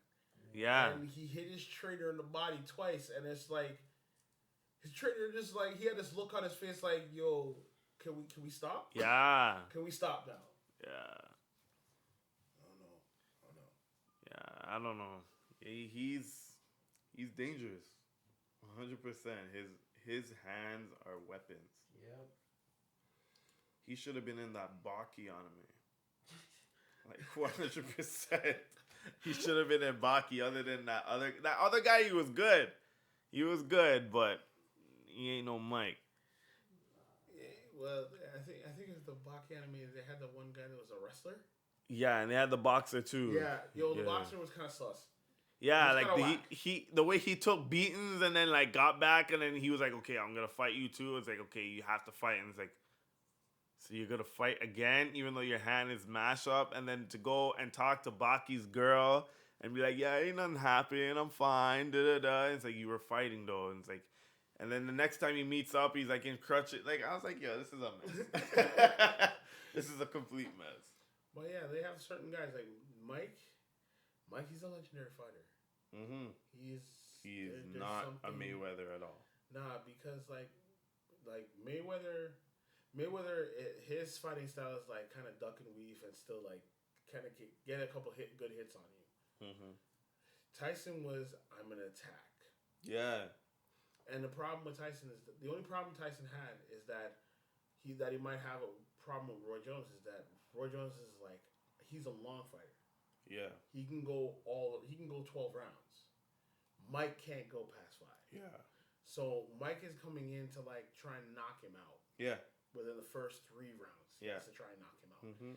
If he gets it past at least round 6 and he hasn't knocked him out by then, there's a good chance that. Yeah, which is exactly what happened with Mike Tyson and Lennox Lewis, right? I think it was like round 5, round 6.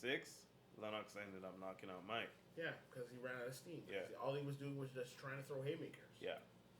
And it's like it uses up a lot of your energy doing something like that. And it's like if you're going already 4 rounds in and you're trying to like lob haymakers and nothing's connecting. And even if they are connecting, he has a steel jaw not going down. Yeah. It's like, well, doesn't matter how many uppercuts you give him. If he has a steel jaw, you're pretty screwed. Yeah. I don't know, man. I hope Tyson takes this still. I hope he takes it. Yeah, he's got to take it. No, like, of all people, I think if anybody will be willing to take a dive, it'll be Roy Jones. No, because like, what is Roy doing? What's Roy doing? Is he making any money right now? No. He'll make money off of this, yeah. He's a retired boxer. He'll make millions off of taking a dive. It's all true. All you just tell him like, yo, if Tyson hasn't knocked you out by the 5th round, take a dive. Just take a dive. Yeah. Because like no matter what, you're getting paid. Yeah, exactly. It's like we're not gonna make as much money if the pay-per-view turns around and you beat Tyson. Yeah. But we'll make a lot of money if you get knocked out by Tyson. Mm-hmm. And will you have to get knocked out by anybody else again? No, because you already make $50 million just to get knocked out. Yeah, exactly. Yeah, that even like with that whole Pacquiao and Mayweather fight, that was a lot. That was too much money. That's too much money for running around, man. No, the fight that made me laugh was the Mayweather versus what's his face from UFC. Oh my god. Conor McGregor. Conor McGregor. That fight made me laugh. Cause Conor like it's just the same thing. Conor is he's an MMA fighter. They're built to go like 3 to 4 rounds. Mm-hmm. Boxers are made to go 12 rounds. Yeah. So Conor was like coming hard in the first couple rounds, but once he realized, yo, there's no takedowns. Yeah, exactly. You can't kick him. You Yeah. can't take him down. So you better be able to throw hands. If you can't throw hands and you can't move, you're done. If you don't have the agility, yo, Mayweather's gonna fuck you up. Mm-hmm. And that's why the best meme that they have was like, yo, where Conor McGregor is saying chicken curry. And Mayweather says curry chicken. And he's like, yo, what's it called? Curry chicken. Curry chicken. While he's knocking him out, it's like, yo, it's not me. It's my grandma that said chicken curry. Curry chicken. Yeah, it's true, man. Yo, and it's like you see that meme, and then it's like also they had I don't know if you guys saw it. I put it on our group chat. Was that the only poll that matters? Curry chicken versus chicken curry. Yeah, it gets brought up every year. Every year. Yeah, man. It's hilarious. But I think like I said, Tyson still has a good chance if he can get it done within the 5th. But Mans can take it if it's really a 12-round fight. He can fuck him up. I say by the 10th round, it fucks him up. Yeah. Or Tyson tries to bite off in the ear again. Stop this. Hey, you don't know, like maybe by the 5th round he's like getting tired and he starts getting hungry, and that's why he Stop this. I don't know. Mike's the man in my books, man. Yo, especially from Hangover. I can feel it coming in the air tonight. Oh Lord, get out! Yeah, Mike. Even when he was down here in Toronto and the whole like, he dealt with that man. Yo, that was crazy. You're a piece of shit. I couldn't believe. Mike's I was here like, talking damn. about the movie that he's in. I think it was the black and white movie. Yeah. Black and white. He was here talking about that, and my man's asking about oh, so did you rape this girl? Did you do this with? Like, this why would you even bring that like, up? Yo, you're talking about the man's rape charges when he's there talking about a movie, and he's like, yo, shut the fuck up. You Yeah, wanna get 100, fucked up, right? 100. And he's like, yo, you really want to get fucked up right now? Yeah. And he's like, I think we're gonna come off of this right now, and we'll go back to you. You're a fucking piece of shit. Yeah. Like, The backpedaling was insane because he knew he messed up. Mm-hmm. He knew he messed up. And the look on Tyson's face was like, yo, you better leave. Yeah.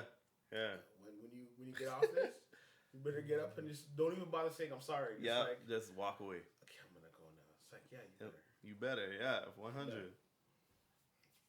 I don't know why people just fuck around like that, man. Like, you cannot do that. like the interview is going well, you know what I'm saying? Like, why bring it up?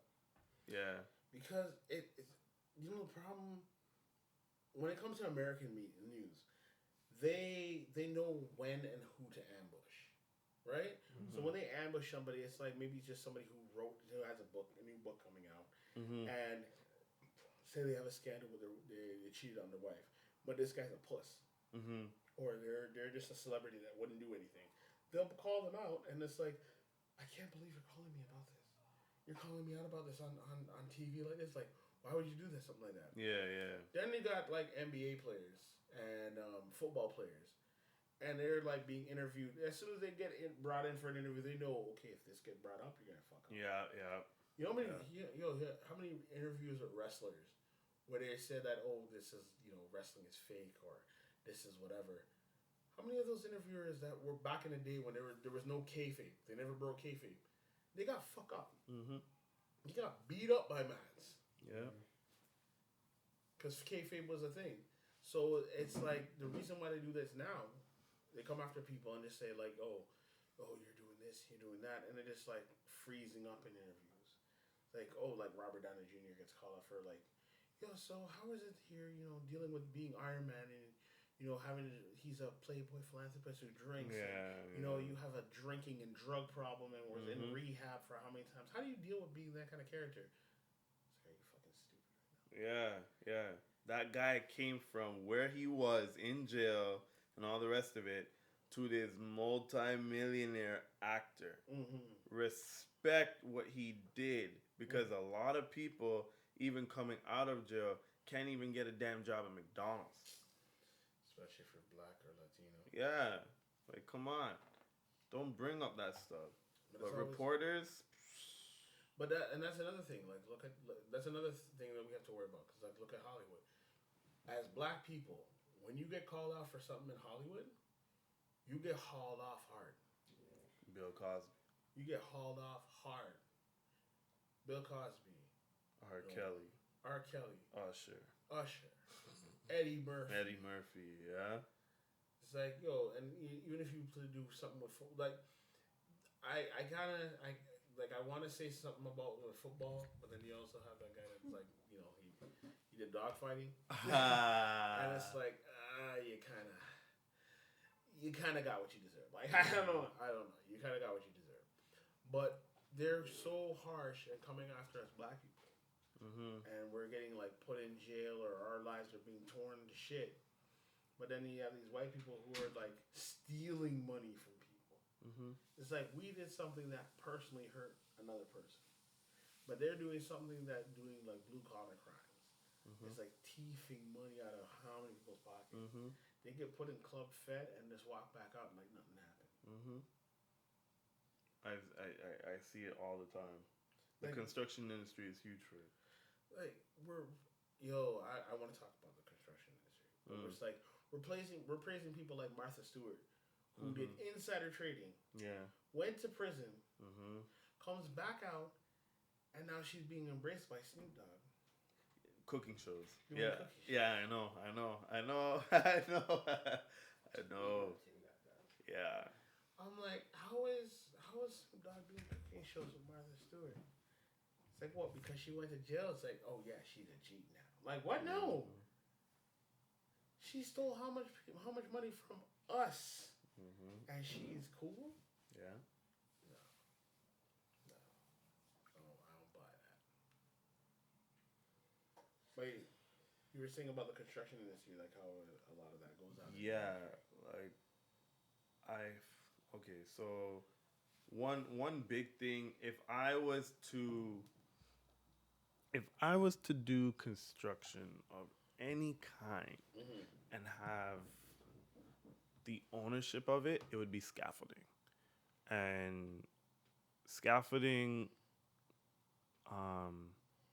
all it is just setting up a platform or an access for somebody to climb up on and do whatever work they need to do, whether it's on the ceiling, on the side of a building, whatever, and then you take it down. Now, when I did scaffolding for a company, I found out that, one, the charge to do it is everybody gets, you may have, if me, you, and Taz are doing a scaffold, I may be the journeyman, you may be the first term apprentice, and Taz may be a second term apprentice, but the company who's hiring us is getting charged for me, you, and Taz, all journeymen. Oh shit. So that's the first part. The second part is the company is unaware that you're a second term apprentice and Taz is a first term apprentice because they're expecting quality work. Yeah.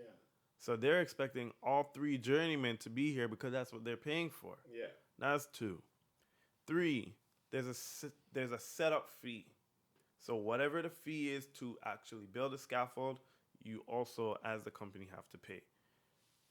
After you do all of that, paying the hourly rate and the setup fee, you also have a monthly rental fee. So depending on how much the materials are used to build this scaffold, you also have to pay a monthly fee, and it varies. So now, say for instance, this scaffold needs to be up for a year. And for sake of an argument, it's like, okay, $1,000 a month, but we all know that it's not $1,000. You're making 12 grand for it just sitting outside and people using it. And then when it's time for it to get torn down, you're paying for it to get torn down as well. So when people talk about, oh, I'm investing in the stock market and every morning I wake up, I'm seeing more money in my account. Yeah.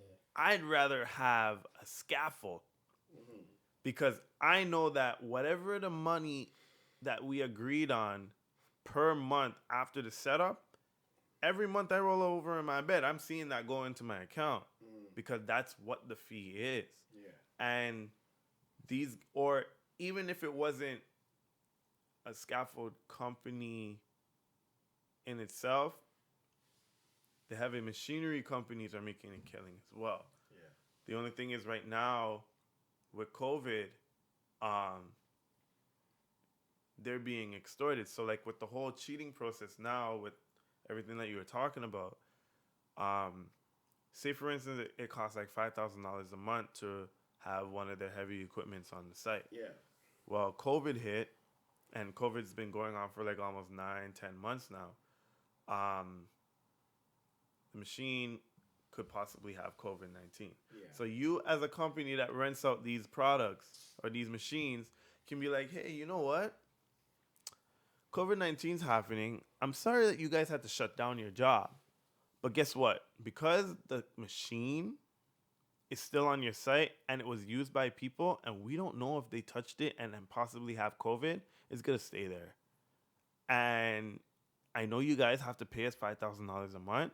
So for the next 9 months or until this COVID thing is done, you're still paying us $5,000 a month for it. Even though it's not being used and it's sitting on your job site and your job site is closed, you still have to pay us $5,000 a month for it. Wow. So you see what I'm saying? Like, so the scaffold industry is doing what they're doing, and I'm pretty sure there's ins and outs of all these other different industries out there.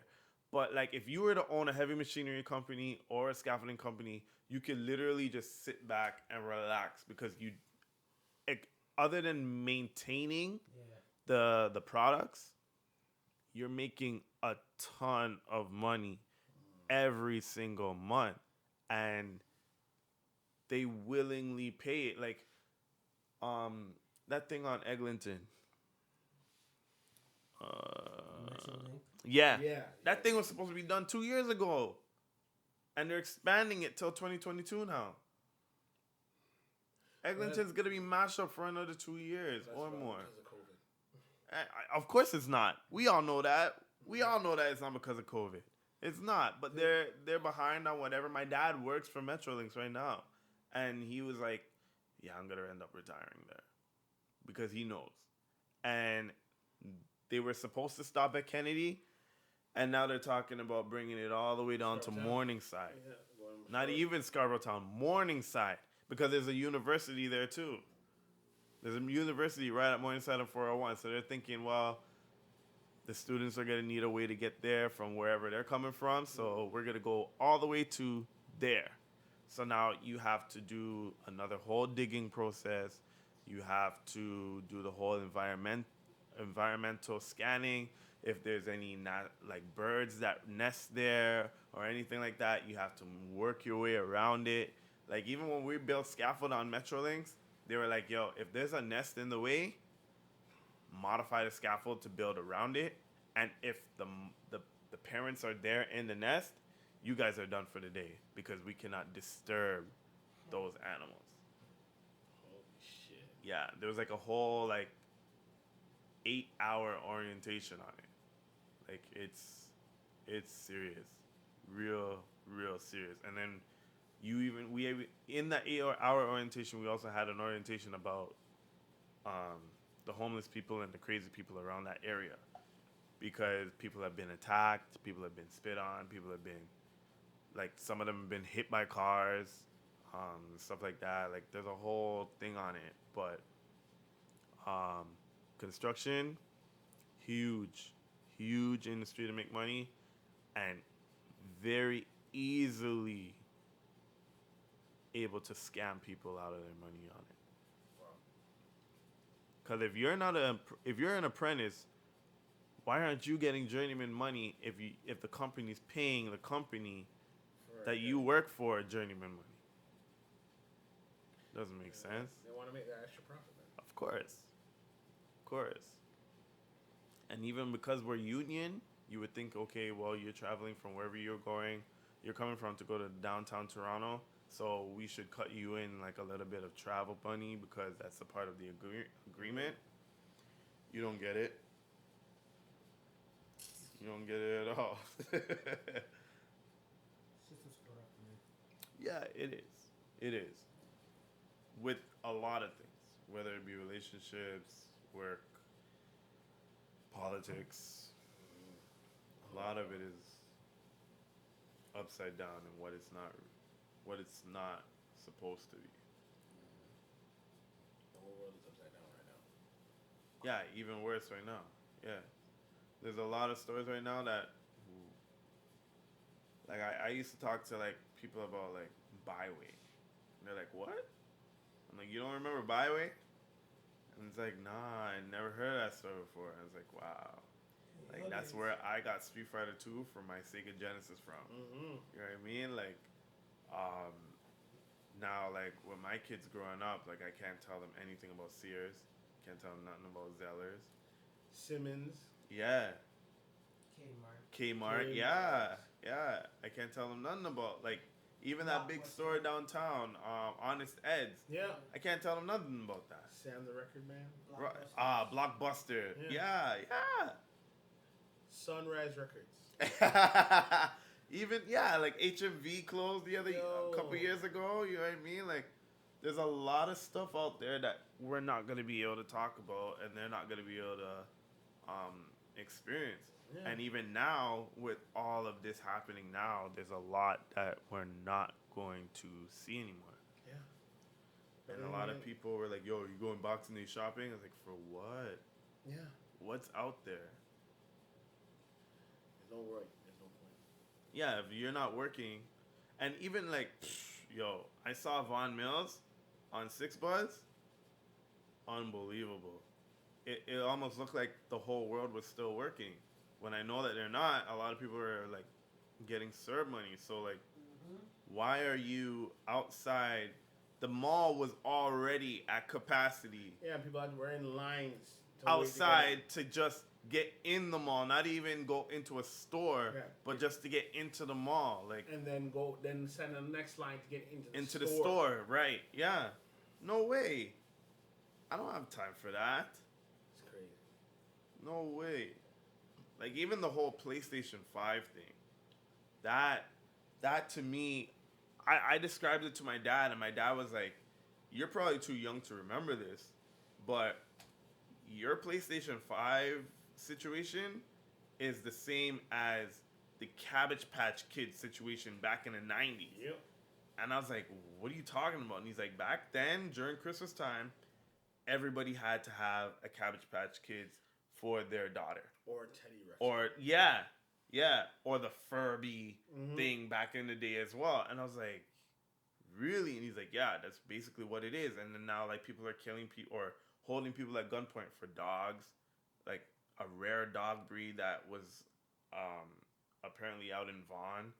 And they claimed that they had the money to buy the dog, but really what they had to buy the dog was a gun. So they point the gun at the owners, they take the dog, and they leave.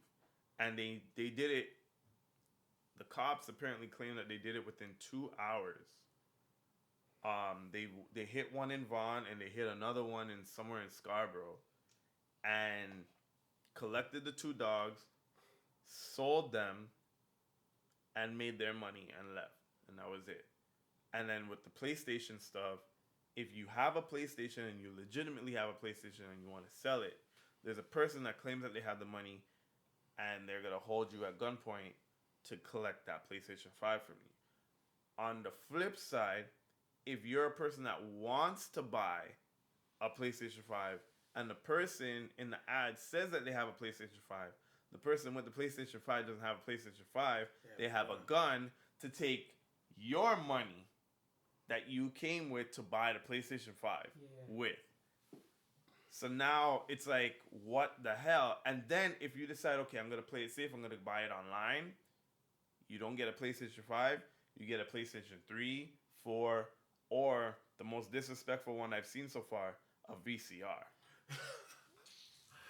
Like, oh my God. You can pick up a VCR for like $10 if you really wanted to, you know what I mean? Like, it's real bad out there right now. And I don't get another thing that's happening in the whole America versus Canada thing, where Canada made their after launch pre-order PlayStation 5 thing early in the morning at EB Games, Costco, and Walmart. In 2 minutes, they were sold out. And that was it. They were done. Then PlayStation comes out and says, "Okay, guys, we're not doing anymore. We're done. Like, we're fully gave out like every system that we have. We have to literally go back and start making more to be able to supply for the demand. And whenever that happens is when it's going to happen." The day before the release, you have Walmart, Target, and all those other places in America doing 9 a.m., 12 p.m., 3 p.m., 6 p.m., and 9 p.m. pre-orders for 1 hour. And how whenever they run out is whenever they run out. You got to do it at the next time. So that was supposed to be the end-all, be-all. Then last week, Thursday, Walmart USA claims that they're going to have another restock for Thursday. And everybody goes bonkers over it. And they did it at 6 o'clock. And at 6:01, they were done. And everybody in Canada is like, how can they have so many pre-orders? And how come Sony is sending so many PlayStation 5s over to US, but Canada doesn't get any more after that, after the launch that they did early in the morning. So it's kind of like a weird thing that's going on where people are like, it's not fair that they can do that over there, but they can't do it over here. Well, I think Canadians should be a little bit like happy that they're giving out all the pre-orders to the Americans, because usually the first gens, they all go fuck up. It's true. They all have glitches. It's true. Malfunctions. So when we get, when after they send out all the first gen, they all fuck up and they all blow up and all kind of stuff. Yeah. When we get the second gen, be happy. Yeah. It's true. They saw the glitches. They saw the I'm problems. hoping it doesn't happen to me because I have mine. I do have mine, but I'm hoping it's the same as my PlayStation 4. I got my PlayStation 4 out of Lawrence Square Mall. Okay. I was working at Lawrence Square Mall, and then I decided, like, okay, you know what? PlayStation 4 is coming out. I'm just gonna sleep in the parking lot. Chilled out there. McDonald's right there. Got some food, and then I went in the store and I lined up. I was third in line, but then they had the platinum card line, and I had a platinum card, so I went over there and I ended up first in line. So I had the first one out of Lawrence Square Mall. Okay. And it still runs today. Okay. No problems. So I'm hoping the PlayStation 5 is the exact same, but I've seen the videos online, and some of them are real disappointing. Taz, you getting on that PS5? Nope, I'm waiting. Yeah, everybody's doing the same thing because they can't deal with the drama of getting shot or getting a VCR. Like, I don't blame them. Like, and then the other thing is like you're selling them for like double the price, or even like 30 times the price is the craziest one that I seen online. One was going for $30,000 on eBay.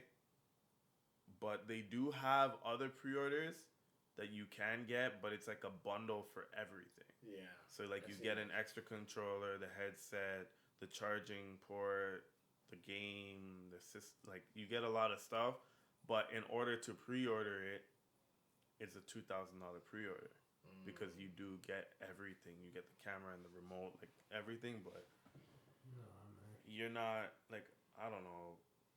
Even when I went to go and get mine, and like I felt bad for the guy, but the way that Ford F-150 pickup truck peeled out of that Walmart was literally insane, because everybody was waiting for theirs, and then this lady comes out with a crate of PlayStation 5s. We're like, okay, so mine's finally here. This guy is gonna get his. This person's gonna get theirs, and I'm gonna finally get mine. All 5 PS5s went in that one pickup truck. And everybody was looking like, yo, are you serious? And I'm like, I feel like a lot of people in this line want to jump this guy right now, or find out where he lives and follow him home. So that's why he peeled out. Yeah, he was gone. Like, there were a couple people that drove behind him, and once he got to the main road, he literally ended up cutting off somebody that was coming down and like dipped through the light and everything else. Like, I wasn't too far behind, but I'm just watching this truck like move like a Corvette. Like, it was insane. Like, yeah, like I was shocked. I couldn't believe how fast the guy was like gone. But then it's those guys that you end up seeing where it's like, all right, I got one PlayStation 5, and I'm trying to flip all 4 of these other ones, right? And I don't know. one other thing that like a big topic of mine that I talk about with at work, at home, uh, with other people that are around our age, is a friggin' housing market. I don't know what they expect of us, and um, minimum wage isn't gonna go up to support for owning a one-bedroom apartment. Fuck minimum wage. Everybody keeps going on talking about like, oh, we want minimum wage to go up. It shouldn't. No, they need to make a standard living wage. Yes, that's what I feel. Yeah, they need to make a living wage to see what the market is, what everything is selling for. You make a living wage. If it like the only way to like live, if you're making 40 hours a week plus, 2 weeks, it's like, oh, it takes you at least $20 an hour. Yeah. To be able to have a decent living wage. Yeah. I'm talking about like just being able to afford like $1,000 apartment with still being able to pay your bills, buy food, whatever, and they say, yo, it's $20 an hour. That's the living wage. Yeah. That's the starting living wage. Yeah. And then after that, it's like, oh, you deserve to get paid $25 an hour because you're X and you did this. Yeah, and you're a good worker. Yeah, exactly. But it's like, yo, if you're starting and your needs to like, okay, you need to survive, yo, $20 an hour. Yeah. That's where we're gonna pay you. 100%. And I feel that like with these astronomical housing prices, whether it be through renting an apartment, house, condo, or actually buying a condo, townhouse, or an actual detached house, it's a little bit ridiculous on how they expect someone with the rules of the mortgage to be able to afford maybe a car, their rent, utilities, and even though, because everybody's going to need a place to live, nobody's going to be able to live with their parents. So if they're already paying rent somewhere, paying for utilities, paying for car insurance and everything else, to be able to save money to put down for a down payment on a house, where according to the rules, if you're looking for a house from 0 to under $500,000, you can put 5% down. But if you're going to 500,000 and more, you have to put down 5% of the 0 to 500,000, and then even if it's $1 over the price, you have to pay 10% on top of that as well. So it's like, okay, what the hell? But then if it's $1 million home, you have to come up with 20%. Yeah. 100%. But if you're only able to come up with the 5 or the 10%, you then have to come up with extra money for what they call mortgage insurance. And if you cannot deal with the mortgage insurance and your mortgage, along with all the rest of the bills in the house, then they're going to deem you as not fit to own that house. Meanwhile, mind you, because you're renting, the mortgage is going to be, let's say, $1,300, and your mortgage insurance would be like $250. So call it $1,600 for your mortgage and the mortgage insurance, and then you collect everything else for your car payments and your insurance for your car, groceries, and everything else. Where you're renting might just end up being $2,200 a month, because that's the way that it goes. Now you're paying $2,200 a month for a 2-bedroom apartment, and you're still able to pay your utilities and everything else. So now you're looking at spending $3,000 a month to rent somewhere, but then to own something and get a mortgage, your mortgage is $1,300. That's a savings of $900 from the $2,200, but yet, and you're paying the $2,200, and your mortgage is only going to be $1,300, but yet the bank is going to tell you you can't afford that. How does that even work when you're already paying more than what the mortgage is going to be? And this is why our generation can't do anything. We can't move out at 30 or 25 or whatever and own a house that we want and, you know, do the things that our parents did. I even talked to some people and they're like, yo, look, it's a bad thing to say, Mo, but I'm going to wait till my parents die. Then I'm going to get a house. Because when my parents die, that's their house. I'm going to move back home. And I was like, damn. That's a bad way to think about it, bro. Like, and he's like, at this point, that's the only way I can think about it. And we started looking at housing and stuff like that, and I found like brand new houses going up for sale in Oakville, starting at $2.4 million. $2.4 million. Where are you gonna get $1 million to put down on a house? Like like with these prices, they're acting like people just have $800,000, $900,000, $1 million, $1.2 million just sitting in their account to just give to these builders or to the bank to get a mortgage. Yeah. And then they have this whole stress test thing. Well, yeah, I'd be friggin' stressed out if I had to give $1 million to own a house and then get locked into a mortgage for 25 years when I could have invested that $1 million and been happy with my life. Trust. And I know a lot of people that don't understand this whole thing of being house poor. Yeah. I know a lot of people, and they're like, Mo, I don't know how you do it. Da-da-da. And I'm like, bro, look, you went and got too much house for what you can afford. So, yeah, I make less than you, but because my bills are less, I can save more. But people with bad spending habits don't understand that concept. Yeah. Because somebody who's making minimum wage, who doesn't have a lot of expenses, can look and seem rich to somebody who's making $100,000 a year and spends $90,000 out of that every year. Yeah. Because of their living arrangements.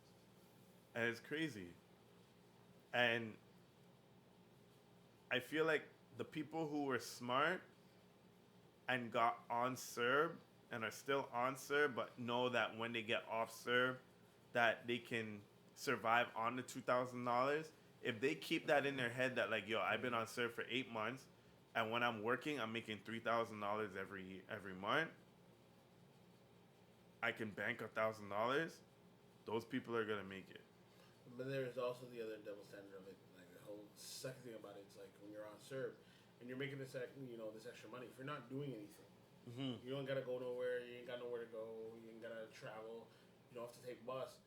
Then that's like TTC expenses that we don't have to worry about. You can bank. Yeah. This thing you can bank. That thing you can bank. But then the problem is you go back to work. They all become real and again. All these things that you didn't have to worry about. Yeah. They come back and you're just like, oh yeah, okay, I spend money here, doing that there, and you're like, yo, when I was on CERB, I was able to bank like $1,000, and now I don't even have like $20 to my name after 2 weeks. Like, what's going on? It's like, yeah, you're back out. You're back out again, yeah.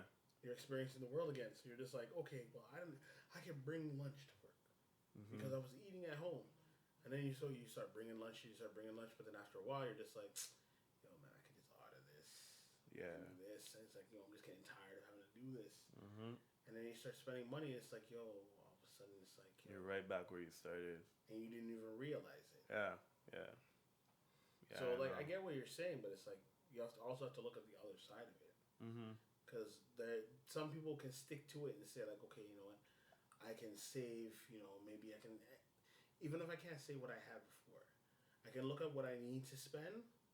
And then see how much money I have left over. And from this money that I have left over, okay, you know what? I want to do this, so I'm gonna put $50 down. Yeah. Even if it's the smallest amount, just like, yo, I'm just gonna put $50 down and just say, yo, I'm not gonna use that. Regardless of whatever happens, I'm not gonna use that. If I'm gonna play around, I have this, but this has to stay. Yeah. And then they can slowly build wealth, and like over a period of time, over a year, you just look at it and it's like, oh, I'm put $50 down, and like at the end of the year, I have like $2-3 grand. Mm-hmm. It's like $3 grand I didn't have. I'm gonna go away on a trip. Yeah. But it's like people don't look at it like that. Yeah, there's a lot of people. And a lot of people look at me and be like, especially like when you work in carpentry, the cliche thing is like people who work in that industry drive shitty cars. Mm-hmm. So if you show up to work in a nicer car, obviously you're getting paid too much, according to that. So when I bought my Dodge Charger, I showed up to work in my Charger because that was my only car, and everybody was like, "Whose car is that?" Like, it's mine. Holy fuck, you're making money, huh? And I'm like, what are you talking about? And they're like, well, what year is that? And I'm like, 2017. Oh my god, my car is like a 2002. And it's like, well, that's the car that you chose to drive. Like, it is what it is. But I bet you when it was 2004, you went and bought that 2002 car and you were driving it. It just happened that this car has been good to you. So you've been driving it all these years. Mm-hmm. Now, what if I do the same thing? Now, all of a sudden, I'm the rich guy? No, I'm not the rich guy. I just ended up being able to buy a car. Mm-hmm. But then when you listen to them talk later on, you hear that, oh, this one has a boat. This one has a cottage. Or they go on vacation for 2 months at a time with all of their families. So it's like you're whining and complaining about my 2017 Dodge Charger, but yet you can go on vacation for 2 months. You can have a cottage. You own a house. You don't rent a house. You have a boat.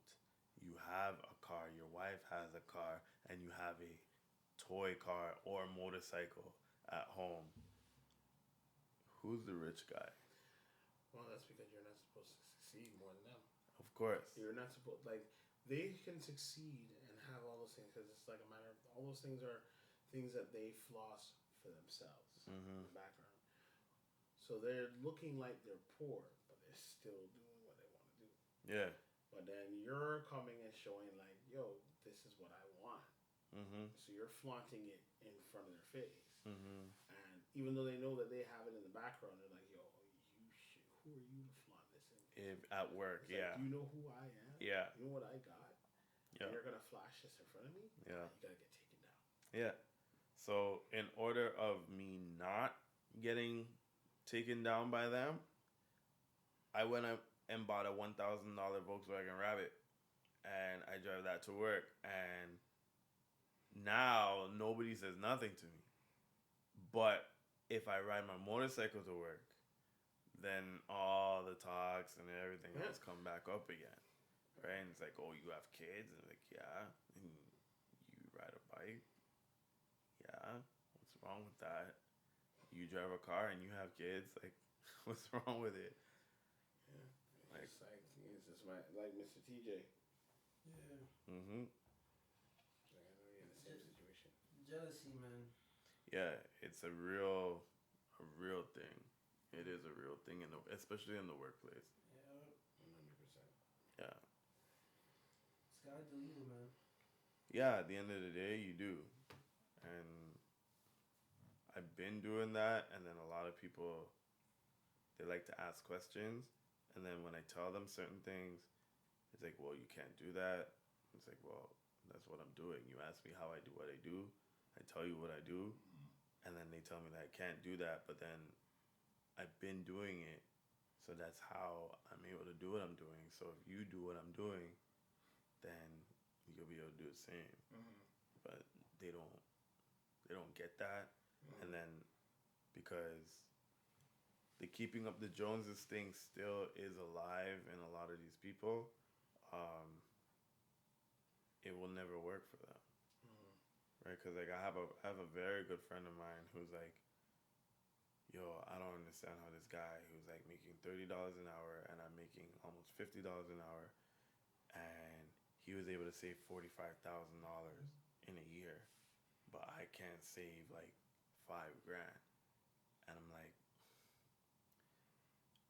I've been telling you this, and you don't want to listen to me, but it's his spending habits and what you spend money on. He goes grocery shopping at No Frills. You go grocery shopping at Costco. There's a difference. There's a big, big difference. Yes, you're buying in bulk, but if you buy in bulk and you eat like you didn't buy in bulk, and you just eat all your shit, and you have to go back to Costco again to spend the same amount of money, because he was telling me that he spends like almost $1,000 in groceries every month, and I'm like, for what? Like, if you're buying that much, like, how many people do you have in the house? Him, his girl, and his 2 daughters that are under the age of 3. You don't need to go to Costco. Thank you. You need to go to Costco when they're in, like, you need a Costco thing when they're in their, like, their teens. Teens, exactly. That's when you should go to Costco. Right. Come like, and I'm thinking like, how much food is getting wasted? Because I don't know if it's the fridge that we have nowadays that are supposed to apparently be more efficient, or if it's just the food that's just messed up. But I remember like in the 90s, food used to last longer. Okay, there's a reason why food used to last longer when we were in the 90s. Because if you really look at a lot of the food that we had there, it was like, there was a lot of processed stuff in there. Yeah. So it was made to last longer. Okay. So like, for instance, like the Hostess, cupcakes. Yeah. Yeah, those are made to last through anything. Like Twinkies, eh? Yeah, Twinkies are made to last through anything. So like, a lot of our food was like really like processed and whatever. Like, look at Kentucky Fried Chicken nuggets. Okay, right. Right? You see how the whole chicken nugget thing has changed. Mm-hmm. When it first came out, people were like, "Oh yeah, all breast meat." It was like, well, okay, so what was in the chicken nuggets before? Yeah. And they're like, people were saying, "Oh, it's slime, whatever." And it's like, no, it's just a whole bunch of chicken pieces. Mm-hmm. They just mishmash whatever. But now they have to use all white chicken breast, right, to make their nuggets. But with that, all the food was like just unsafe.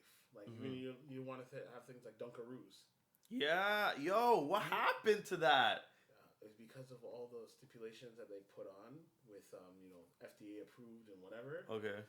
Dunkaroos cannot be FDA approved coming into Canada. That's why we don't have Dunkaroos anymore. In the States, they have. Yeah. Okay. So is that why ragu sauce is not a thing in Canada anymore? Because I missed that bad. I have one more can at home, and I'm not even trying to open it. Really? Yeah. Holy. Yeah. I did not know that. Yeah, and that's why you see like even the different Mountain Dews, like they try to come up with different Mountain Dews because they just wanted to have something that they can bring into Canada. Yeah. Other than the one that they had. But if you go in the States, you could there's like millions of other different Mountain Dews.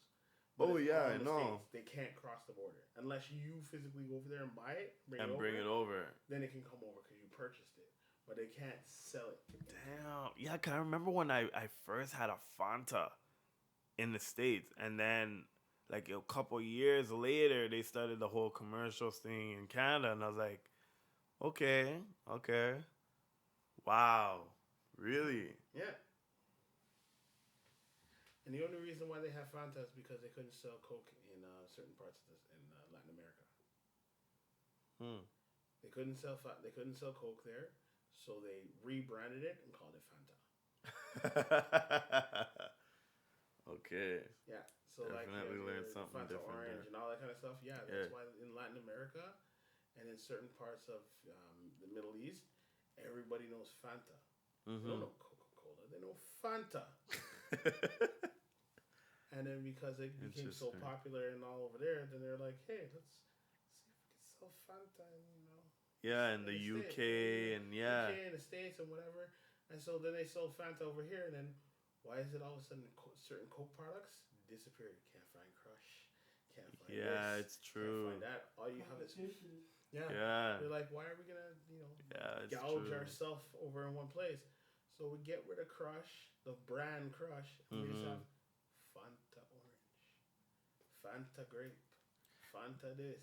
Yeah, and it's such a mess because it's not even orange. It's like tangerine, right? Yeah. And it tastes the same. It does. It does. Tastes the same as Crush. Because it is Crush. They just rebranded it. And now they can give. And now before with Fanta, they have even with Coke and everything, they small the bottles. Yeah. And they're charging you the same price. Yeah. The Fanta bottle, it's like, it's squished in at the top so it doesn't hold more. I'm like, yo, this is a mess. And it's like, oh yeah, $2 for this. I'm like, hold on. Yeah.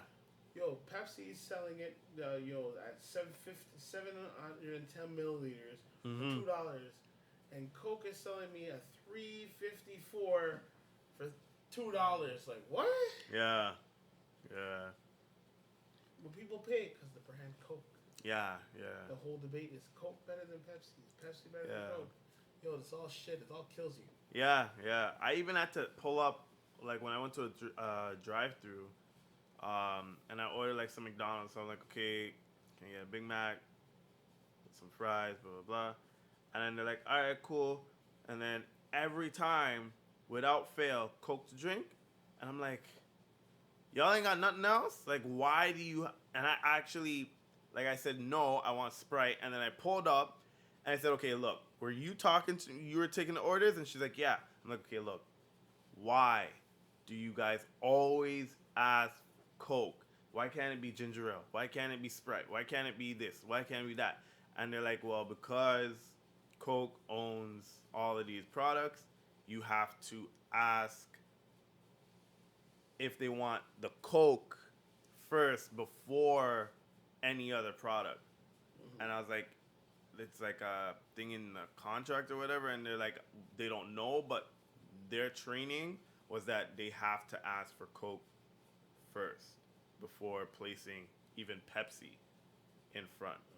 Yeah, I didn't even know that. And I used to work for McDonald's, but I was doing like the sandwiches and stuff. I never did like the whole drive-through thing, but I had to ask because I got tired of it. I was like, why do you keep asking? Like, I hate Coke. Like I after I saw on breakfast television that they clean grass-stained jeans in a washing machine and just poured Coke in there, I was like, nah, that's not for my stomach. Coca-Cola eats away at anything. Yeah. We use it on the construction site too. It's insane. Now you're making me just look at this Coke bottle and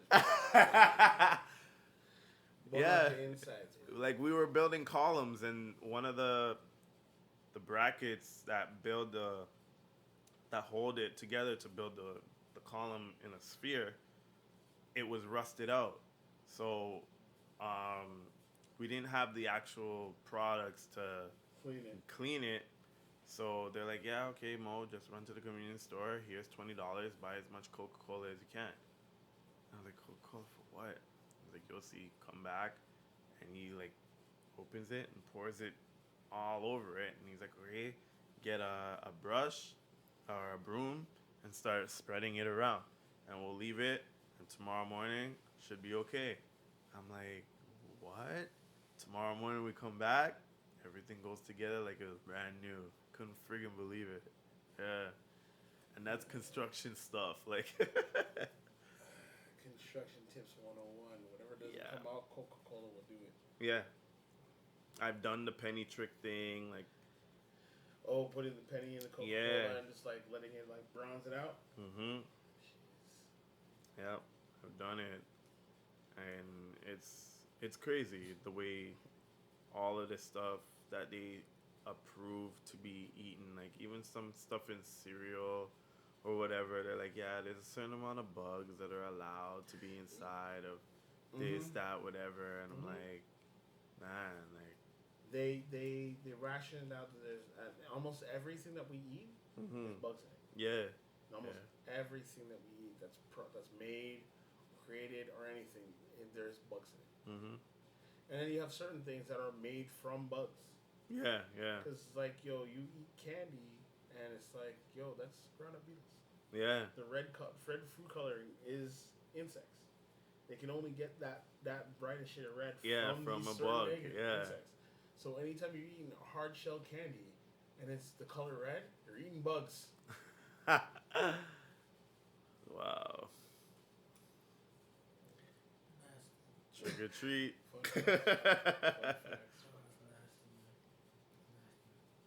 What has there been one good thing that came from your 2020? Yeah.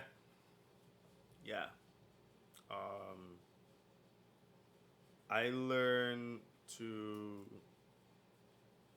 um, save my money, really, like, and draw like a really sick plan for early retirement and everything else like that because I got I wouldn't say really scared, but like with all the conspiracy theories and everything else, I was like, okay, I need to put my money away to do something later on. So when they tell me, oh, you can't, unless you take the vaccine, you can't go to work, or unless you do this, you can't travel, or whatever, at least I have money sitting down where it's like, okay, you know what? Bun the job. I'll be okay. And if it doesn't happen, that's even more money that's gonna go into that whole financial plan that I have. But it allowed me to um, not get peer pressured into a lot of the bullshit that isn't necessary because we all know like if um, coronavirus didn't hit in March, we all would have went to Banner. We all would have went to whatever other concerts would have been happening. There would have been a lot of motorcycle rides that would have been happening, car shows that would have been happening, um, and things like that that would have taken our money. And then other things like going out to eat for whatever the reason might be was another thing. I know a lot of people saved thousands of dollars on getting married this year because people who they didn't want to invite, they wouldn't. Yeah, they didn't have to invite, and family that they may have wanted to invite, they couldn't invite. So then now a wedding that would have cost maybe $5,000 for all the people that they wanted to have there is now zero amount for the hall and maybe whatever it is for your dress and the marriage license at that point because you're just having two witnesses to sign, which would be your maid of honor and best man, and you hire somebody like to do the wedding or you rent out the church for that day and you get things done and then it's over. That's it. But you know, because of all of these things, you're able to kind of like, I talked to a couple of people and they're like, man, like, I don't even know. If this corona thing goes away, like, I don't even know if I'm going to hit the club. It's going to be so weird because nobody, like, people are going to be doing whatever they're doing, but then because you haven't experienced a club experience for over a year, it's like, okay, like, yeah, you go and you do whatever, but like, it's gonna be the same bullshit. Somebody's gonna get drunk. Somebody's gonna kiss somebody else's girl. They're gonna get mad. There's gonna be a fight, and then it's gonna get shut down, and then you're gonna go home, and then that's the end of it. But when you really sit back and think, it's like, yo, I went a whole year without needing to do any of this stuff or wanting to do it and didn't do it, and then all the money that I saved because I didn't do it makes my account look a lot better than if I was to go out and do it. So, and then just learning about like this whole FIRE movement thing that's going on with a lot of the millennials and a lot of the financial planning that a lot of us are really doing now. Just open my eyes to a lot of things where it's like, yo, if I do what I'm doing now, by the time I'm 45 or 50, I can tell my boss that I'm gone and I don't need to work anymore. And then because you're home and you're watching what's going on out in the media, you're seeing the stupidness in the prices for housing and everything else like that. But then when you hear where the millennials are migrating to, because that's what they're calling it, the millennial migration, when you look in the suburbs and you're seeing big, like 1 acre lots with a house on it with 3-car garage but it's out in Windsor, Ontario. So you're not really gonna go live out there. But millennials are now staying at home, buying houses in the suburb area that are going for like $150,000, paying it off, and using it as vacation home or even early retirement homes that they can live in, stay out there, do what they're doing, and live off of their savings that they've been saving for like 10 years. Like, that's lit to me. So now that I have this information, my sons, when they grow up, it's going to be like, yo, look, at this point in time, careers and stuff like that, like, I don't even want to hear anything. If I'm a kid growing up, going into high school, I don't want to hear nothing about, oh, what do you want to be when you grow up? Because ain't shit out there. At this point, you don't need to ask me what I want to be when I grow up. You need to tell me what jobs are available that's going to give me the highest amount of money so I can afford to live.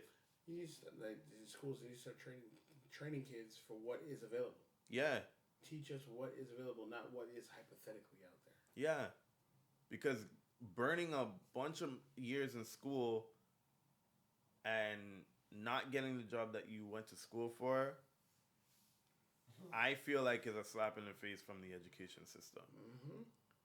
Because they're taking your money and telling you that if you do this, then you can get this job. But then when you do it and they take your money and you don't get the job, and it's not because you're unqualified for it, it's just because it's either not available or it's like a very niche market. Yeah.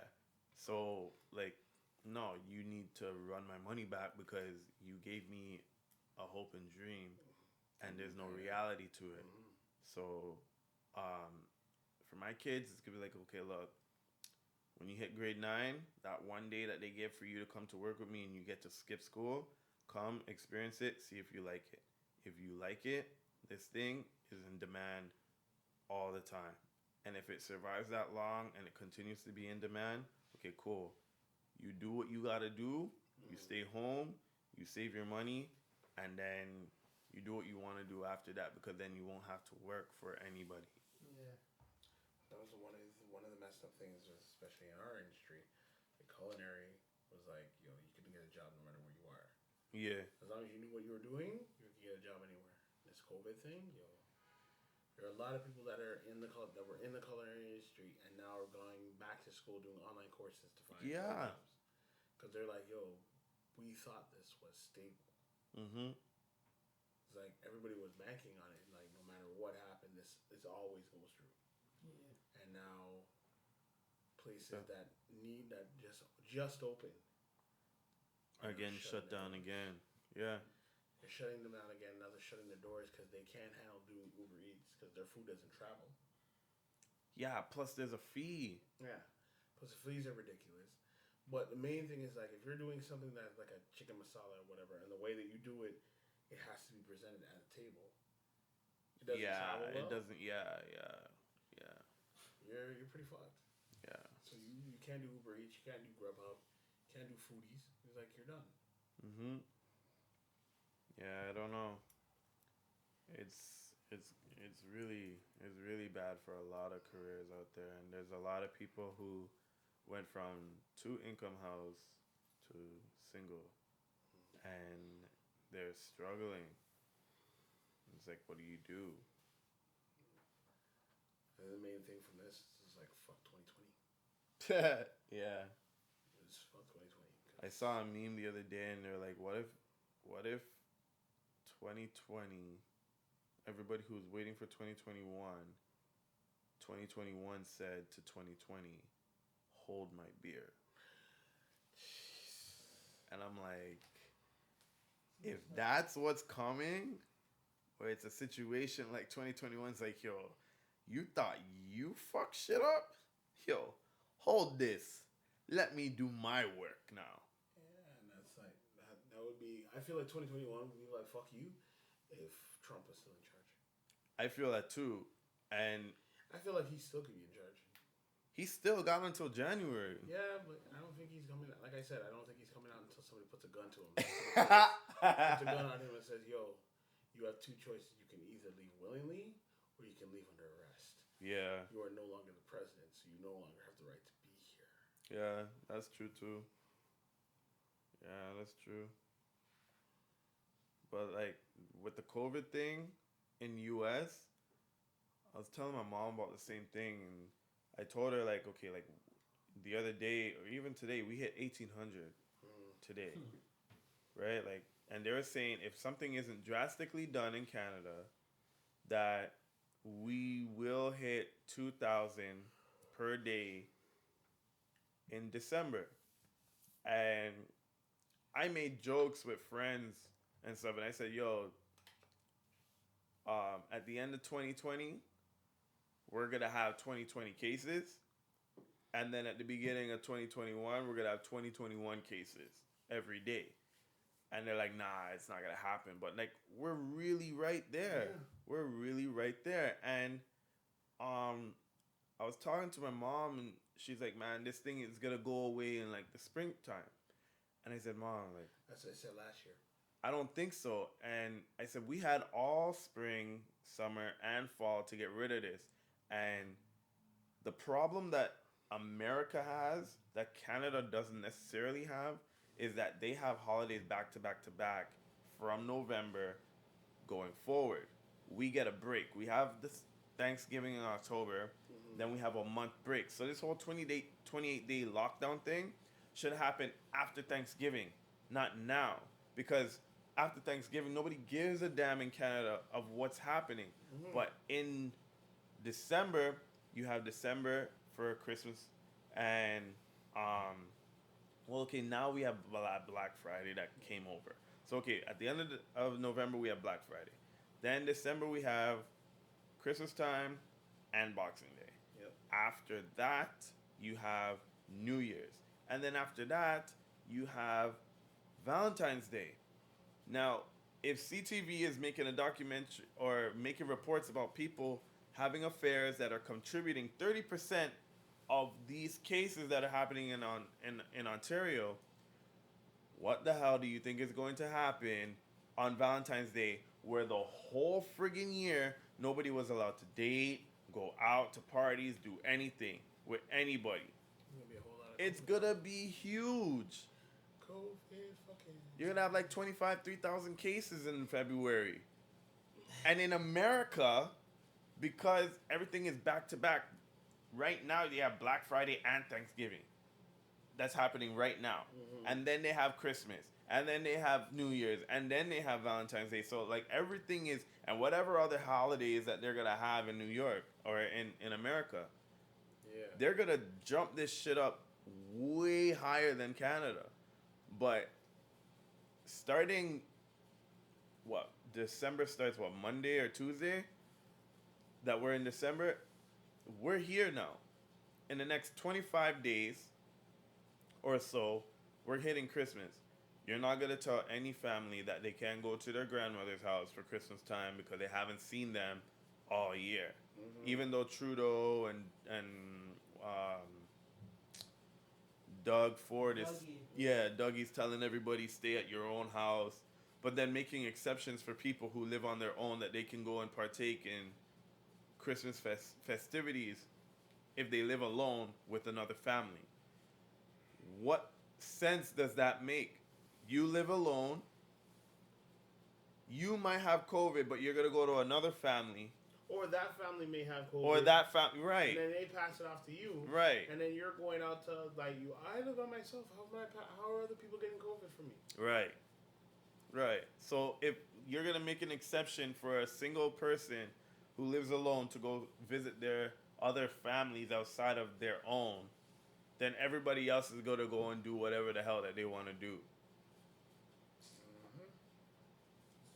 And then New Year's, you're not going to tell nobody that they can't go out downtown and watch the ball drop, unless they're not going to do it. But then if they're not going to do it, there's nothing to stop hotel parties on New Year's. And then Valentine's Day, there's nothing to stop like the restaurants are going to try their best, I guess, to like accommodate for people because they're gonna need that. Yeah. But if they can't open and they're gonna be shut down or whatever, then people are going to do the next best thing because basically the dinner is like the foreplay before getting down. Mm-hmm. So if they can't go out for dinner, then it's just gonna be a shit ton of sex all over the place. Yep. I don't know. Like everybody's like really optimistic about spring, but I was like, spring is like we're jumping through like 3 different hoops before we get to spring. Mm-hmm. And like Christmas is one of the scariest ones because that is tradition for a lot of families. Yeah, to have big families and be everybody together. Yeah. And it brings a lot of depression. So like now if you have your family and you can't see your family and you haven't seen your family all year, suicide rates might end up going up. So I don't know. I really don't know. Yo, sorry to interrupt you, but I just seen a highlight Yeah. of the fights, and Nate Robertson, he got knocked out. Wait. Nate Robinson just got knocked out. Nate Robinson. Yeah, Jake Basketball NBA player Nate Robinson. Yeah, he's one of the cards of tonight's fight, and he fought Jake Paul. Jake Paul knocked him out? Jake Paul knocked him Hold the on. fuck out, bro. Like, has him sleeping on the ground. Hold on. Where are you seeing this? IG? IG. No. That's wild. Why was Nate Robinson fighting? He's one of the cards. I can't believe that. He called out. I think he called out Jake. I think he called him out. And he laid him out, bro. So, damn. Now it's the Tyson and Roy fight, but damn. Oh, it's happening now. Yeah. Just the comments alone has me weak. A person said he set us back 50 years with this. Damn, bro. With this level of nothingness, you set us back. Jeez. Nate got punished to 16-19. Holy sucks. Yo, no way. Oh no. No, man, Nate. Man's are getting clowned right now. How you 36 and don't know how to fight? Yo, the highlight. Oh man, I gotta see that. Wow. Why would he do that to himself? Shit, man. This is wild. This is wild. Forget the fight. Hey, just be honest. You thought it was gonna be sweet? This is crazy. This dude got hit with a Yo.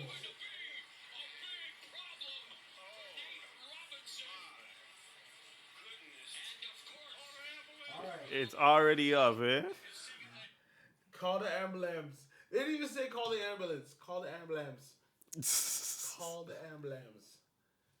I said I heard the black delegation is training this man. The next racial draft. Wow. Oh my god. Yo, Jake Paul. Oh. Just gave him a rock to the face, and my man just dropped like a sack of potatoes. He was done. Jeez. As a member of the black community, we no longer claim this. Oh my god. Yo, I think on that note, we should kind of close it up. Yeah, God. That's crazy. Yo, anybody got any final thoughts? R.I.P. Nate Robinson. Nah, shit. I was gonna say, yo, just stay safe, yo. Stay healthy. Don't make COVID beat you. Be more active, be lively, talk to your friends and family members, man. That's all I gotta say. Yeah. Yeah, now is a time where it's like you might not be able to see people, but still try and stay in contact as much as you can. You know, just call your friends, call your family, just make sure that they're okay. Yeah, 100. Because, a lot of people are by themselves right now. They don't really have anybody that's talking to them, and just by having that one person that just calls and says, "Hey, how you doing?" It brings a lot of joy and it saves people's lives. So, just be kind, pay it forward, and we're almost at the end of 2020. Who knows what 2021 has in store? Hopefully we can get back to some type of normality, but who knows? But here's looking to 2021. Facts. Fuck 2020. 100%. And they shut off, man. Yeah, well, that was another episode of Dinner Hours. It's your boy Iron Letta. You can find me on Instagram at Iron Letta, and my man TJ. Where can they find you?